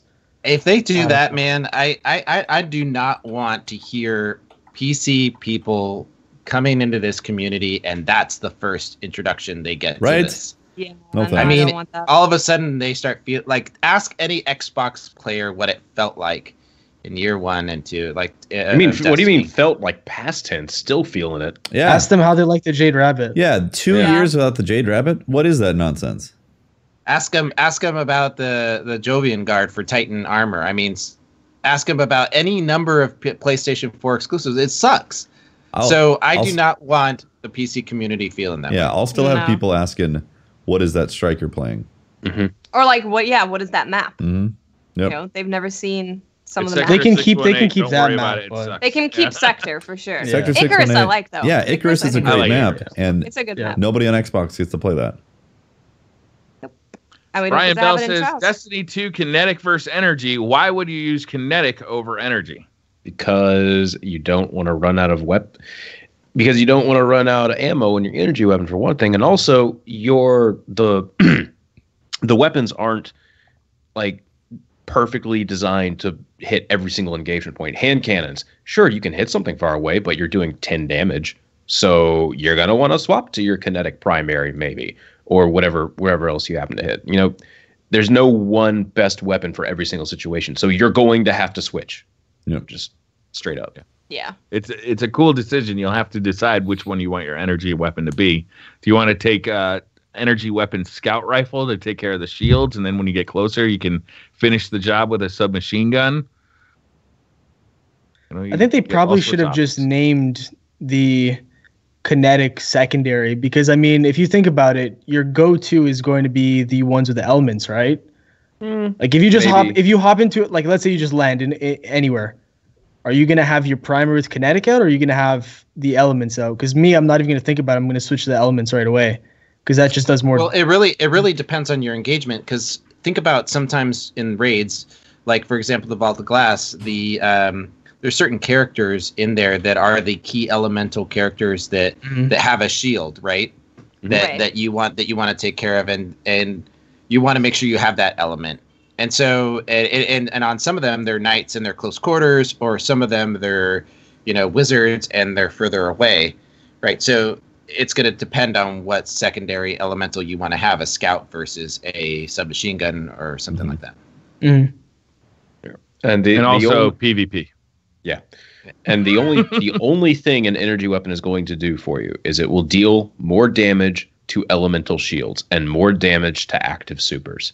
Yeah. That's but I mean, knowing that, wouldn't you just automatically in your head think, okay, this weapon's better, I'm going to switch to it as soon as I spawn, and then if a situation comes where I need a close quarters weapon, maybe you have a hand cannon in your primary, you'll switch to that. If swapping weapons took an entire minute. Yeah, I understand. It's a tiny problem I'm bringing up. I'm just saying, It's a couple frames to swap weapons, so I don't think it's that big of an issue. No. Fair enough. To me, it starts off with kinetic and it gets more powerful as it goes down to the power weapon. So it makes sense to have it secondary, just because you're kind of moving down to the higher power, as opposed to less of high power, low power, high power. There's going to be less of it available, though, in general, when you're playing, like, a whole strike. Yeah. Yeah. Because you have to pick up special bricks or energy bricks in order to refill that. Oh, I didn't know that. I thought it just kind of acted like a primary where it's just dropped super frequently. Yeah, it was all three of the bricks were still there, but now they're energy bricks and power weapon bricks. So you're still going to get more of the kinetic in general when you're playing it. Gotcha. Nathan Tweddle says, if Dawnblade was playable last month and Arcstrider will be at E3, will Sentinel be in the beta? If so, will this be too spoiler heavy? Good question. Yeah, no. I don't understand. What's a Sentinel? Titan America. I think he's talking about Titan. Captain Oh, okay. America. Titan America, right? Now I know what you're talking about. I like that idea. I'd like to see it in the beta. I don't think it's too spoiler heavy. Yeah. Because we already know it's a thing, right? The only thing we'd be learning is like the actual specifics of the subclass. But like we already know it's a thing. I think that's the big reveal, right? If you loaded up your game and you're like, oh my God, I have a shield and I'm a Titan, I could throw it at people. But you already know that's a thing. So yeah, I don't think it'll be too bad. He says, do you guys play with controller settings inverted or wrong? It's called inverted because it's the opposite of normal. Yes, that's true. Who uses inverted? I always find Dado does. Really uses inverted? Oh I use boy, inverted as well. We gotta have a sit down with Dado next time we see him. Holding a joystick is like holding the top of somebody's head. If you pull back on it, they look up. If you push forward, they look down. That's how I think of it too. Yep. I don't invert my mouse, but when it comes to a joystick, I don't either. I don't invert my mouse because it's completely different. Yeah. So we are the normal. I learned to use a joystick with flight simulators. It was just natural to me. Also, if you are introducing anybody to an FPS for the first time and they are consistently looking at the ceiling or the floor, invert their look and it might change things completely. And then suddenly they're actually interested in the game. But a lot of people will play and be like, I just kept on like looking at the floor. I don't want to play this anymore. Invert their controller. Don't look at them like a weird creature of monstrosity because that's not fair. Look at them as like a normal person that needs to just put the joystick at the back of their head. Taking a hard stance. Taking a hard stance here, guys. Don't be that fair, way. Man. That's not fair. Don't be that way. Fun of them. Share the love. Even though deep inside you know that they're deep inside, I know that I am perfectly normal using inverted controls. I don't know. Do people actually invert their mice though? Because that just sounds fucked to me. They do. Yeah, some people do. Yeah, those people are crazy. Bears Taco Bell says, would you rather die to stop something threatening the human race or see all your friends die at the cost of your sanity to learn good info? So your question is, what are these comparisons, is this? Dude? Would you rather die to stop, This guy's got too much time on his hands. The human race, or would you rather live, but also like see everybody die? The fuck kind of question is this? I mean, but are we gonna? Am I the only person in the world alive, or just my friends dead? We're all gonna choose the proper option here. So I mean, we might as well just skip the question. Oh, okay. I was gonna say the other way around. We're all gonna be nice people and be like, yeah, I'll take one for the team, but. That's the Canadian talking. Yeah, that's true. Okay, that's a lot of Canadian. I was playing Friday the 13th earlier, and I happened to sell out everybody to live. Everyone. It did. So, there you go. So, yeah, when in the situation, things might change. Guys, just to let you know. And that question sounded a little bit like John McCain there for a second. But so how about anyway. How about that next question? Yeah. The Mohegan 9 says, who would you take in a fight, Peak Arnold or The Rock? Who's Peak Arnold? Arnold Schwarzenegger. Like way back when he was bad. Oh, like in his peak fitness? Peak Arnold. I thought his name was Peak. I thought his name was Peak Arnold. Yeah, I was like, who is Peak? Arnold in his peak. Okay. Mr. Universe Arnold versus who? Yeah. The Rock, Dwayne Johnson. See, I'm gonna Arnold. say He's a classic. He's a legend. You got to pick Arnold on this one. I'm gonna go for I could take Arnold over The Rock because The No. Rock. You're not fighting. What? They're fighting each other. Oh, okay. Arnold at his peak form and The Rock. Yeah, at his peak form. Arnold, I think. I'm gonna no. Can we add a third in Hulk Hogan? No. We're gonna say The if Rock. John Cena comes in, all of them are dead. Yeah, well, that's why I didn't add him. I just added Hulk. Does Arnold have like all that wrestling training? No. So The Rock. Yeah, it's not wrestling. It's fake. I mean, I was just about to say he doesn't know how to do that stuff. Oh, people are gonna get real mad. Doesn't know how to do that stuff. If he actually had to wrestle, he would get his ass handed to him. The guy doesn't know how to wrestle. I mean, not by any of us. Let's just get that. Excuse me. Are you saying any 14-year-old knowing Taekwondo could kick his ass. I'm sorry. I don't know. No, that's not true. No. You're taking it a little too far. There is such a thing as mass in a fight. A bigger dude he could lay on top of somebody. Okay, sure. But he is not a wrestler. I mean, Greco-Roman wrestling, that's legit. You have to admit there's an amount of physicality. Wrestling. You have to admit there's an amount of physicality and athleticism to wrestling now. Yeah. Pope. Okay, are you like an acrobat at a circus? Maybe. Yeah. That's very athletic. Like acrobatic. Right. If you're looking at it purely from the performance aspect of I'm looking at it from the athletic side of it. Right. So if I see flying off the top rope, they're right. Sure. If I see a circus acrobat, I'm like, I think if Arnold gets the people's elbow, he's fucked. That's what I'm saying. Nobody stands there for the people's elbow. I mean, you do if you kick someone in the nuts. I don't know. Have you ever seen Arnold fight? I haven't. But I mean, if you're talking about athletics, I'm pretty sure he did like powerlifting and strength competition. So that's something, powerlifting right? Doesn't make you fast. Powerlifting doesn't. Rock has speed. It makes you extremely strong, though. The Rock has all the speed from competitions. The Rock is he's just a bodybuilder though, which means he only lifts weights to make his body look good. Arnold, I believe, was a strong man and a powerlifter, which means he did things to make his body look good. Are you completely missing the physical aspects of wrestling? Okay, everyone, shut up right now. I want you to go subscribe to Rooster Teeth, or just get the free month. No, seriously, go subscribe to Rooster Teeth, get the free month, and go watch the documentary that just came out called House of Pain. Ladies for Wrestling. No, yes, it is linked. It's the two guys from Funhouse that both enjoy wrestling, and they're like, "What if we just try to do it?" And they get their asses handed to them by just like all of the because they're not good actors. They don't have experience in acting. So how can they? They haven't been vetted. Oh my goodness! Yeah. All right. Kristen S says, "Has there been a moment in your Destiny career that you wondered how and why you decided this was the game that you wanted to commit your time to?" Yeah, right now when we're having this serious discussion because The Rock could take on Arnold. I agree with you, Patrick. All right. The Rock couldn't take on a When did you guys decide? Was there a moment that you guys decided this was the game you wanted to commit your time to? There wasn't a time where I was like, why am I doing this? Was that the question? I felt like that was the question. It was when you decided this was the game you wanted to commit your time to. Oh, the alpha. The alpha, yeah. I just fell in love with Destiny, super hard. I couldn't help it. It just kind of happened because I loved it so much and played it so much. So I was doing Call of Duty before Destiny, and Advanced Warfare came out. And 3 days into the game, I was like, I'm really going to base a channel for the next year on this game. On this game. And I had been playing Destiny since the alpha and loving every minute of it. And I'd been putting, a little bit of content up, but just like, you guys know, like you guys run Destiny channels. If you put another game up, it often doesn't perform numbers wise, but you put it up there anyway because you enjoyed it. That's how I was with Destiny on my Call of Duty channel.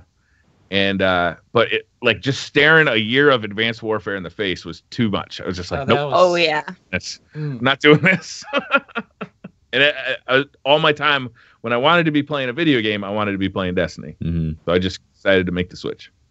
For me, it was like even before the game came out, for some weird reason, I just from the trailers and the gameplay that they showed at E3 and stuff like that. This is even before the beta. Actually, it might have been after I played the alpha, but I don't know why, but for some reason I had a good feeling that this would be a game that I would play for a while. And that's why I invested in buying an Elgato and a Blue Yeti and stuff, even before the game came out. So, yeah, I guess alpha as well. Nice. I don't think there was any particular time that I was like, oh, I'm consciously making this decision to invest all this time in a game. It just happened. Right. Where I was like, like, I just like it so much. I'm just playing it all the time. And I had a conscious decision. It was very conscious. Yeah, I had a very conscious decision because I was still balancing looking and going to grad school with content creation, and it eventually got to the point where House of Wolves was getting ready to come out, and I was like, do I want to just go to do I want to try to make this push, go to grad school? Do I want to do Taken King?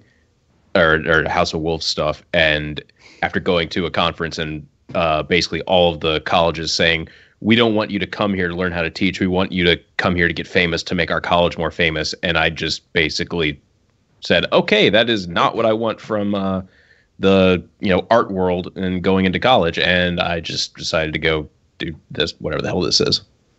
Well, for you guys, it was a little bit different. I think you guys had more of a conscious decision because of like the whole Planet Destiny thing, right? Mm-hmm. Yeah, I mean that was also a moment when I realized I could do it because I was like, holy shit, I'm playing video games and talking about it and I'm getting a paycheck.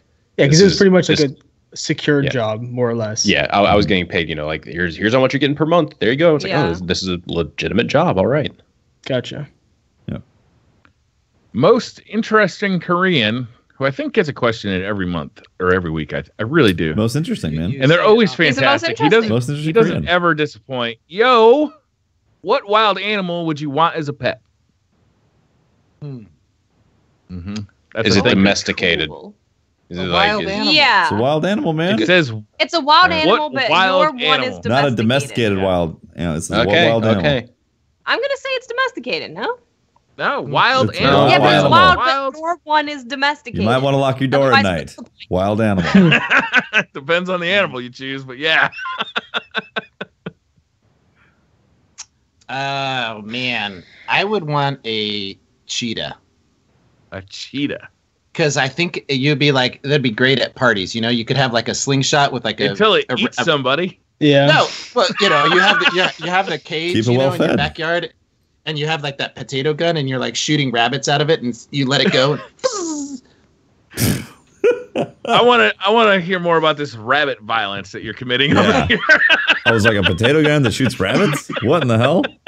That's just really the more interesting part of this story. It's a ridiculous question, so I'm giving it a ridiculous answer. I want a cheetah. I'd take a grizzly bear. If the grizzly bear wasn't going to eat me and it was just going to chill, I'd be like... If it was just going to hug me all day. Yeah. I'd be like, sup, grizzly? And he'd be like...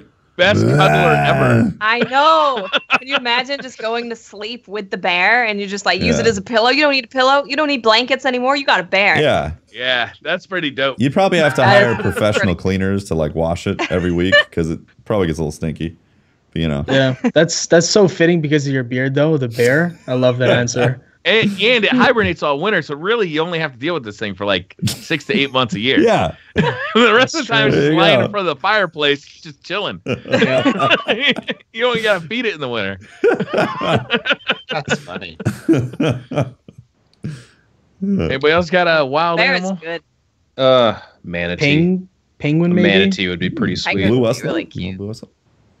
Yeah, maybe. That's a penguin. Why a manatee? I mean, why not? I just can't. I can't.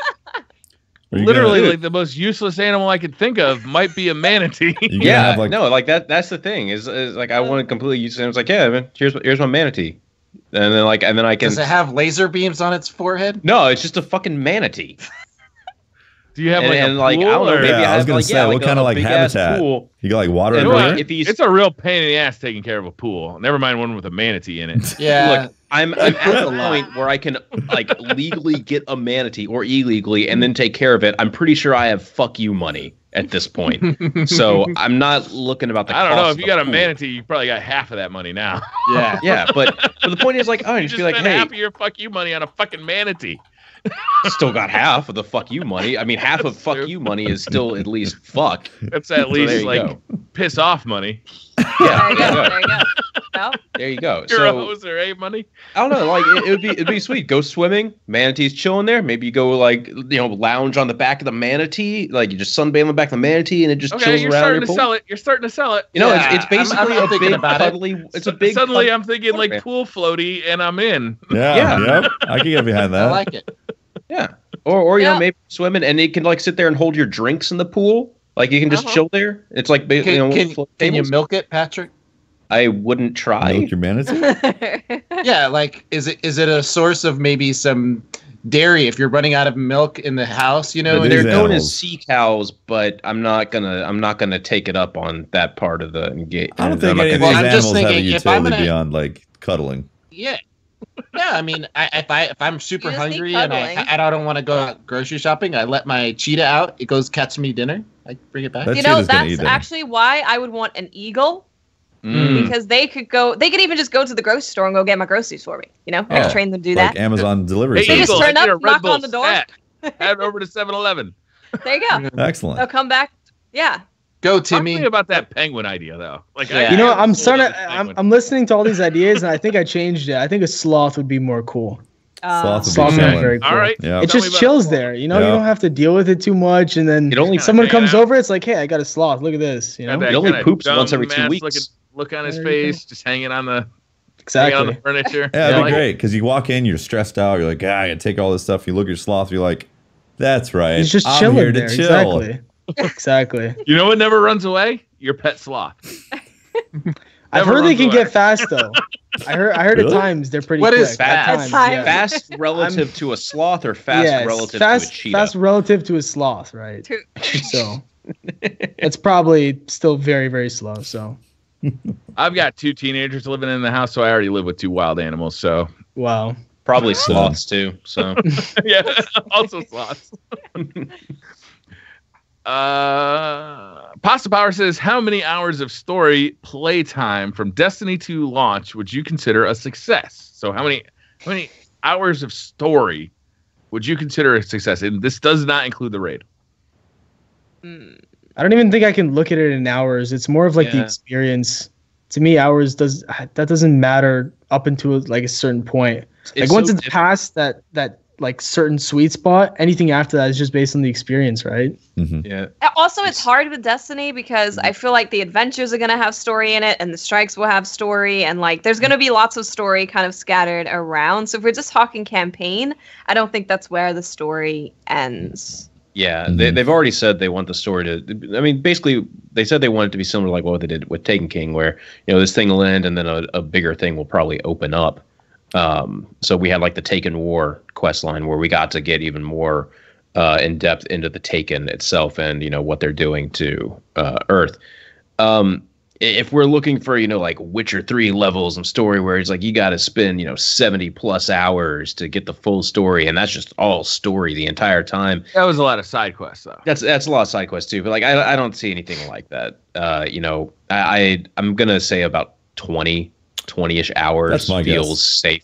Yeah. It feels safe for a story. Yeah, that seems high from anything we've seen from Destiny. It does, but this is going to be very different just by that first mission that they showed us. I actually really am expecting about 20 hours of meat for story, and then there's going to be a campaign. Yeah, for a campaign. So it's like a legit campaign to complete. That's a lot of hours. That is. What was the first one? Because I have no clue. It's like 6 maybe. Yeah, 6 to 8. You just could the raw story 6. Yeah, 6 to 8. Yeah, really? It was quick. It was pretty quick. 6 hours? Yeah. I could have sworn was like 8 or 10. The only time that the gecko to the garden mission, the Black Garden, it was not much time. The only time that you experienced having to like throw more hours in there was leveling so you could do the missions. But if you just take the actual missions, it was roughly like 6 to 8 hours. Okay. Did you have to level to do the missions? I don't remember having to do that. Yeah, you had to be of a certain level to do that. I mean, I remember the levels progressed, but I don't remember having to like. If you wanted to do the harder difficulty, then go grind. You had to. Yeah, for the harder difficulty, sure. I remember for the base one. I don't think so though. I think you could just hop right in. Yeah, I get you right. I don't remember having to grind to keep going. I think I always went with the harder one because I was like, let's get XP. It was longer because you had to go to the tower and then all the flying and going. Yeah, you had to go back to the tower to turn in bounties. Yeah, that added a lot of time. Yeah. Merlinstone 3 says, do you guys think that the new skill tree setups, exotics like Immolation Fists or Graviton Forfeit, will be making a return in Destiny 2? Not those specific ones, but ones like that, yes. I do too. It opens up more options for exotic stuff, I think. All right. Man Topher says, favorite cartoon show from your childhood? Hey Arnold. I loved Hey Arnold so much. Recess for sure. Recess is really good. Love that one. God, it's really, really tough between like Rocco's Modern Life, Ren and Stimpy. That was a good one. Those, both of those are probably like my favorites for my childhood. If we're talking early childhood, I liked Nick at Night. I loved watching Nick at Night. Not a cartoon. I know, but they had like the DuckTales and stuff like that. DuckTales. But I love DuckTales. DuckTales Oh was my good. god. Yeah. But if I'm older, it's probably Beavis and Butthead. Oh yeah, that was good too. Yeah, I'd say honestly DuckTales because I still to this day love the idea that he could dive into those gold coins without actually bludgeoning his head. You know, it's cool. And like swim in them. Yeah, I was like, this crazy duck. This is amazing. What kind of adventures you guys going on? I really like Johnny Quest when I was a kid. I thought that was phenomenal. Yes. Even though it was like an old cartoon when I was growing up, I still like the adventure of it. Like they had this like crew that would go on adventures, and it was something different every episode.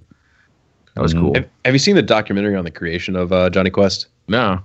I'll find it and link it to you. I think you'd enjoy it. It goes into like why Johnny Quest was kind of so innovative for its time. Yeah, it had everything. That's cool. Bunch of really cool characters, and it was good. Dr. Denk says, so Tefty is the hipster. Briar's the cool dad. That's arguable. Patrick, the savage with weird tastes. Watts is the sweet one. What's Pope and nKuch? I think these are arguable. I think Pope's the nice guy and also the troll. Yeah, he's the troll. I see He's that the troll for sure. 100%. What? Pope is 100% the troll. No, I am He's not also a the troll. mayor of Destiny. Pope knows everybody. Everybody. Does. That is I true. do. I'd say I do nKuch. know a couple people. I'd say nKuch is the professional. The pro. The pro. Let's call him the professor. Maybe. No, the pro. Professor. Just Michael Jordan is the nKuch of the NBA. Wow, I'll take that one. Mhm. I don't think I deserve that one, but I'll take it. I'll take that. Let's take move it. on before someone shuts that down. Let's move on. The Rock is the nKuch of acting. Okay, I guess. I don't know if you did him any you favors. lost me there. on that one. Yeah. He's all right. I mean, he's an actor at something, right? Highest paid Yeah. actor. Highest paid actor. Mhm. Is he? Is he really the highest paid? That's why he could take on Arnold. He's the highest paid actor? No, Yes. come on. Tom Cruise. Arnold demands a payday. Wow. Oh, not Rock demands Tom a payday. Cruise has got to be paid more than The Rock. I don't know What's if the it's guy for from football, I'm just Pirates of saying the Caribbean? I'm highest paid blanking actor. up. Just So came Oh out. yeah, Johnny Depp. No way, Johnny Yeah. Depp and Tom It's number Cruise one, I don't think. get paid more than The Rock. How many films is Johnny Depp in per year? Well, no, just based on the ones he's been How in. many I think I of them saw say- articles. How many of them say Fast and Furious on them? Yeah, but The Rock wasn't in all the Fast and Furious. These are big. He's all the most recent ones. These are big dollar movies. He's been in the ones that have earned the most. Pirates of the That's fair. Caribbean isn't big? It is big, but he's made But 3 back of those, then- 4 of those now. I'm just saying. Look, I didn't make up the stat. Are you talking about over the course of a year, like their yearly income, or per movie? I don't know. Highest paid movie actor. That's all I know. No, because Not Fast good and Furious stuff. has so many like big hitters. I would think. I don't think they can give everyone that much money in I that didn't one. make up an article. I can't justify it in any way. Fair All I enough. did was read the tweet that linked the article. All I'm getting from this conversation is that The Rock has the best agent in the business. Mhm. Could be. Christopher says, how does everyone on the DCP feel about a Cabal raid? I sure as hell don't want to get one shot by a phalanx shield. If you noticed, were phalanxes were like phalanxes as we know them now actually in that strike? I didn't see any. They were very, I very didn't different. see I any. don't think so. The ones that I saw, there's actually a way to like fight them. So they put up the phalanx shield, and it's a phalanx that they're firing behind. But if you shoot directly in the center of the phalanx shield, that causes it to shatter. Yeah. And so Takes like damage. yeah, so there's a way to combat the phalanx shield, and it didn't look like they were moving around with it. It was a proper shield wall that they placed down. You know, I'm more scared of the melee dudes. Like, if there's a bunch of melee Cabal, you're going to get your ass kicked. And then a bunch of dogs that just relentlessly chase you. The It's dogs just, were nasty. Doggos, yeah. they did a lot of damage. Like, I was expecting them to kind of just be, like, low Nibble your damage, ankles. but lots of them. Yeah. But they were really hurting me. I had to get out of there. Spartan 11 says, what's one game or games you couldn't beat without using cheat codes or a game genie? Yes, I'm that old. Lion King. Mine was Snake's Revenge on the NES, he says. Lion King was really freaking hard What's that? when I was a child. It's probably still hard What now. system was that on? It was on the Genesis. It was really hard, man. Those old school Disney games were like not made for children. They were like, you're gonna get good at playing games, or you're when gonna you had 4 megabytes worth of cartridge space, you had to make it hard because you couldn't make it long. Yeah, because that still costs like $50, and it's like if you beat this thing quick, yeah. Oh, that's not good. I'm trying to. Mine was Teenage Mutant Ninja Turtles for the NES. That game was fucking hard. That was hard. Yes, I would agree with you on that. Battletoads is a close second. I couldn't beat the original GoldenEye, but that was because like the N64 was my real first foray into gaming, and I sucked. Dude, I smoked that game when I was like 6. Come on, Patrick. That was my first. I think that was my first game also. This is why you are the head of a budding esports organization for Destiny, and I'm the guy making guides. If you can't do, you teach. No, but for me, I think it was Grand Theft Auto 3 for me on the original Xbox. I used so many cheat codes to beat the game in that. Oh, that was good times. The Sims. The Sims. I just get poor, end up having no money, and I die. You know, you got to use those cheat codes. Get those rosebuds in. There you go. I'm trying to rack my brain. Honestly, I can't think of a game that like stumped me where I had to be like, okay, I have to go try to use a code or something. Like, if I was interested in beating the game, usually I've persevered at some point. Mm-hmm. One of the most impressive things I've ever seen on YouTube is this guy, Digital Boundaries. He's got a YouTube channel. He does a series of Just One Life, where he tries to do something on his first try, right? He gets a little practice time, then he hits the record button, and he live commentates his try to go through it. And he beat the hover bike section of Battletoads in one try. If you've ever tried that, it's ridiculously hard. And he nailed it. It was a really good video. I did. Tavish Gregory. I remember King's Quest. Oh my gosh. Sorry. King's Quest was so hard. Yeah, I remember playing on PC. They used to have puzzles that were like completely unsolvable unless you just knew the answer, right? Somebody had to tell you. I remember being a kid randomly try shit together. Yeah, exactly. And I remember being a kid not understanding how like the keyboard layout, that was hard. Trying to be like, how do I type right? I don't know where these buttons are. That made it even harder. That was hard. You remember how those codes used to unlock? You had to have the manual, and it would tell you, okay, look at page 13, paragraph 4, sentence 2, word number 4. You had to type that word in to unlock the game. Yeah, those were the days. Those were the days.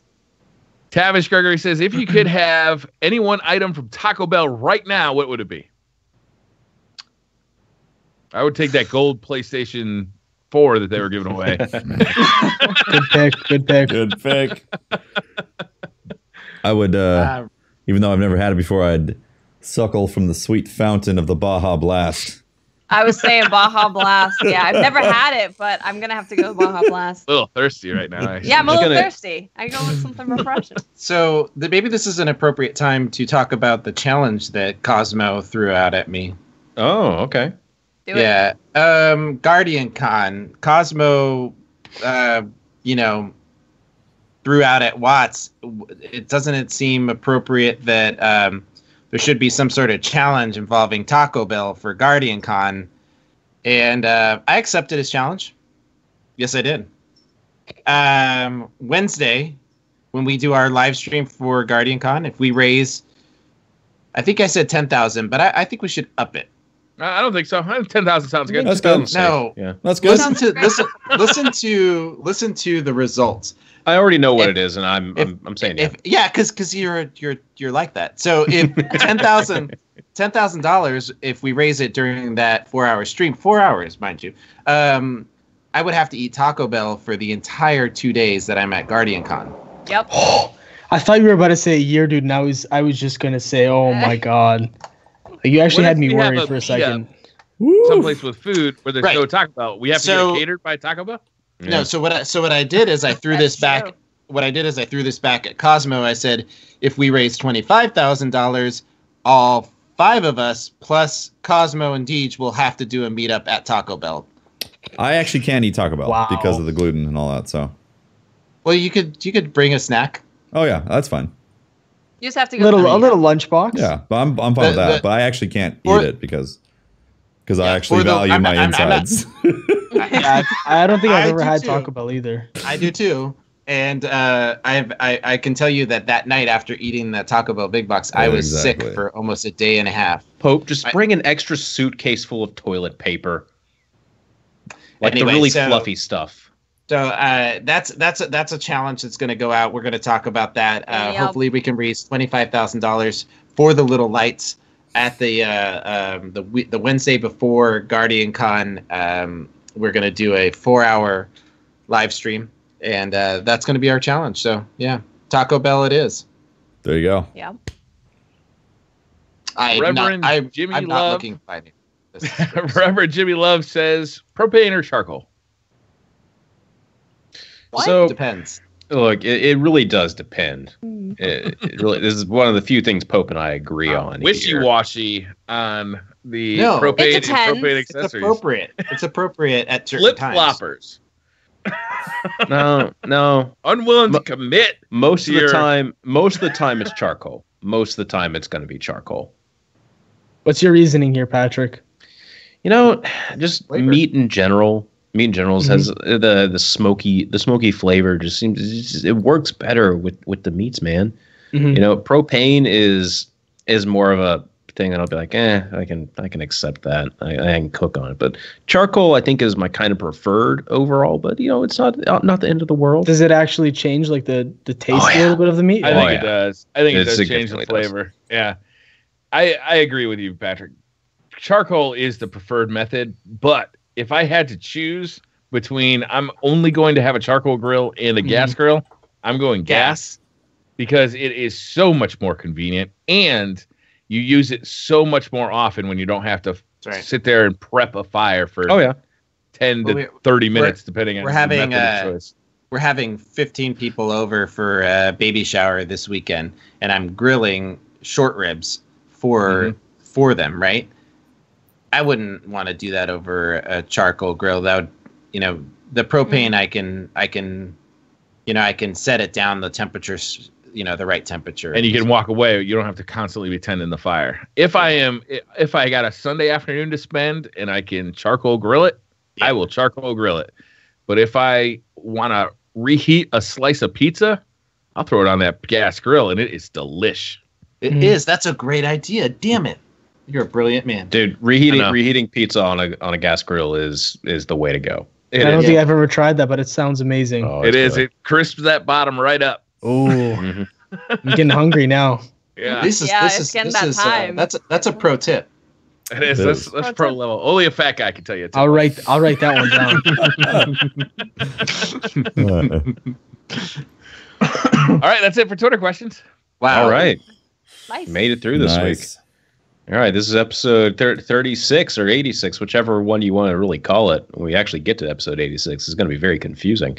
But thank you all for tuning in. If you want to find some of me, I'm on Twitter at Holtzmann_YT, and we will still continue on this debate of Rock versus Arnold because I'm not done. Not done with it. Not done with that. We're done.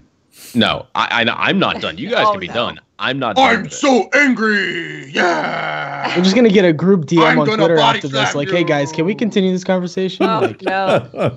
Pope showing he's never actually watched wrestling or respected the squared circle. The squared circle. What the hell does that mean? That's boxing, man. That's boxing. It's wrestling.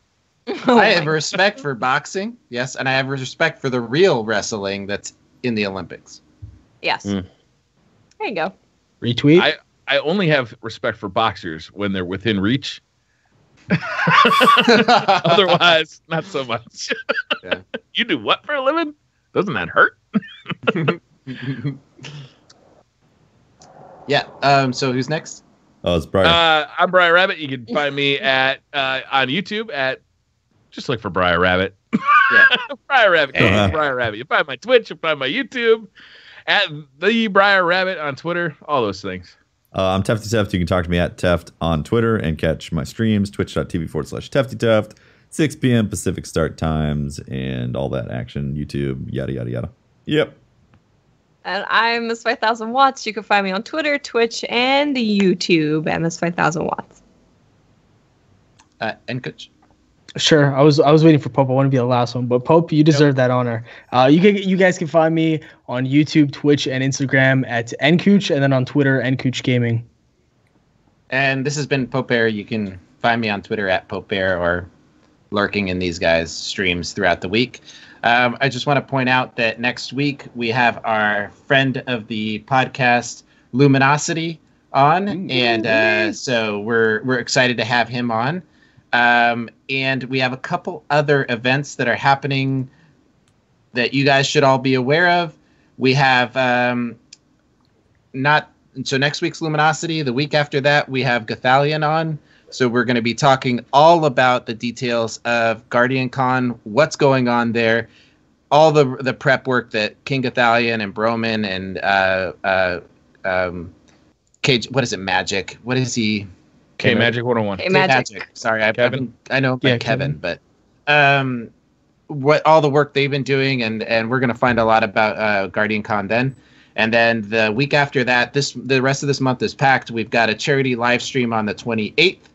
We are moving the podcast from the 29th to Guardian Con, and we have a ton of stuff that's going to be coming out. We've got a meet and greet there and two shows that are going to be happening. So make sure to stay tuned to our Twitter account at DestinyComPod, where you will turn on notifications because we only push out stuff that is directly related to the podcast, and you can make sure not to miss an episode or anything that we're doing. There's going to be so much meetups. Check out the merch store if you want Destiny Community Podcast mugs and t-shirts and sweatshirts and stuff. Yeah, it's fun. Hey, also something that we don't mention often is where to do the Twitter questions. Well, so yeah, Briar posts them. He's traditionally posted them on his account, but we're now focusing all of our stuff on the Destiny Compod Twitter. And so the day of, Briar will post through the Destiny Compod, and we all retweet it. But I usually try and do it in the early afternoon. This week I was a little late. Thank you, Pope, for reminding me. I was knee deep in murder and PUBG this afternoon. PUBG murder. And so we usually post it around noonish and sometimes a little earlier. But you drop your questions there. Yep. Yeah, and then about an hour before the podcast starts is when I have basically completed putting the list of questions together. So FYI. Get them in early or they won't get in. Yep. Cool. Can we have Nestor sign off, please? Yeah, come on. Exactly. Okay, so this has been episode number 86 of the Destiny podcast here, okay? And from everyone everyone here up on stage, I guess you could say, we'd like to thank you all for tuning in. And as always, nKuch out. Woo! Yeah, really Sweet. Nailed it. I think that one sounds the most authentic. That's the most authentic. Yeah, that was pretty. That's how I remember it too. Yeah. All right, there we go. There we go. All right, later, everyone. Okay, you.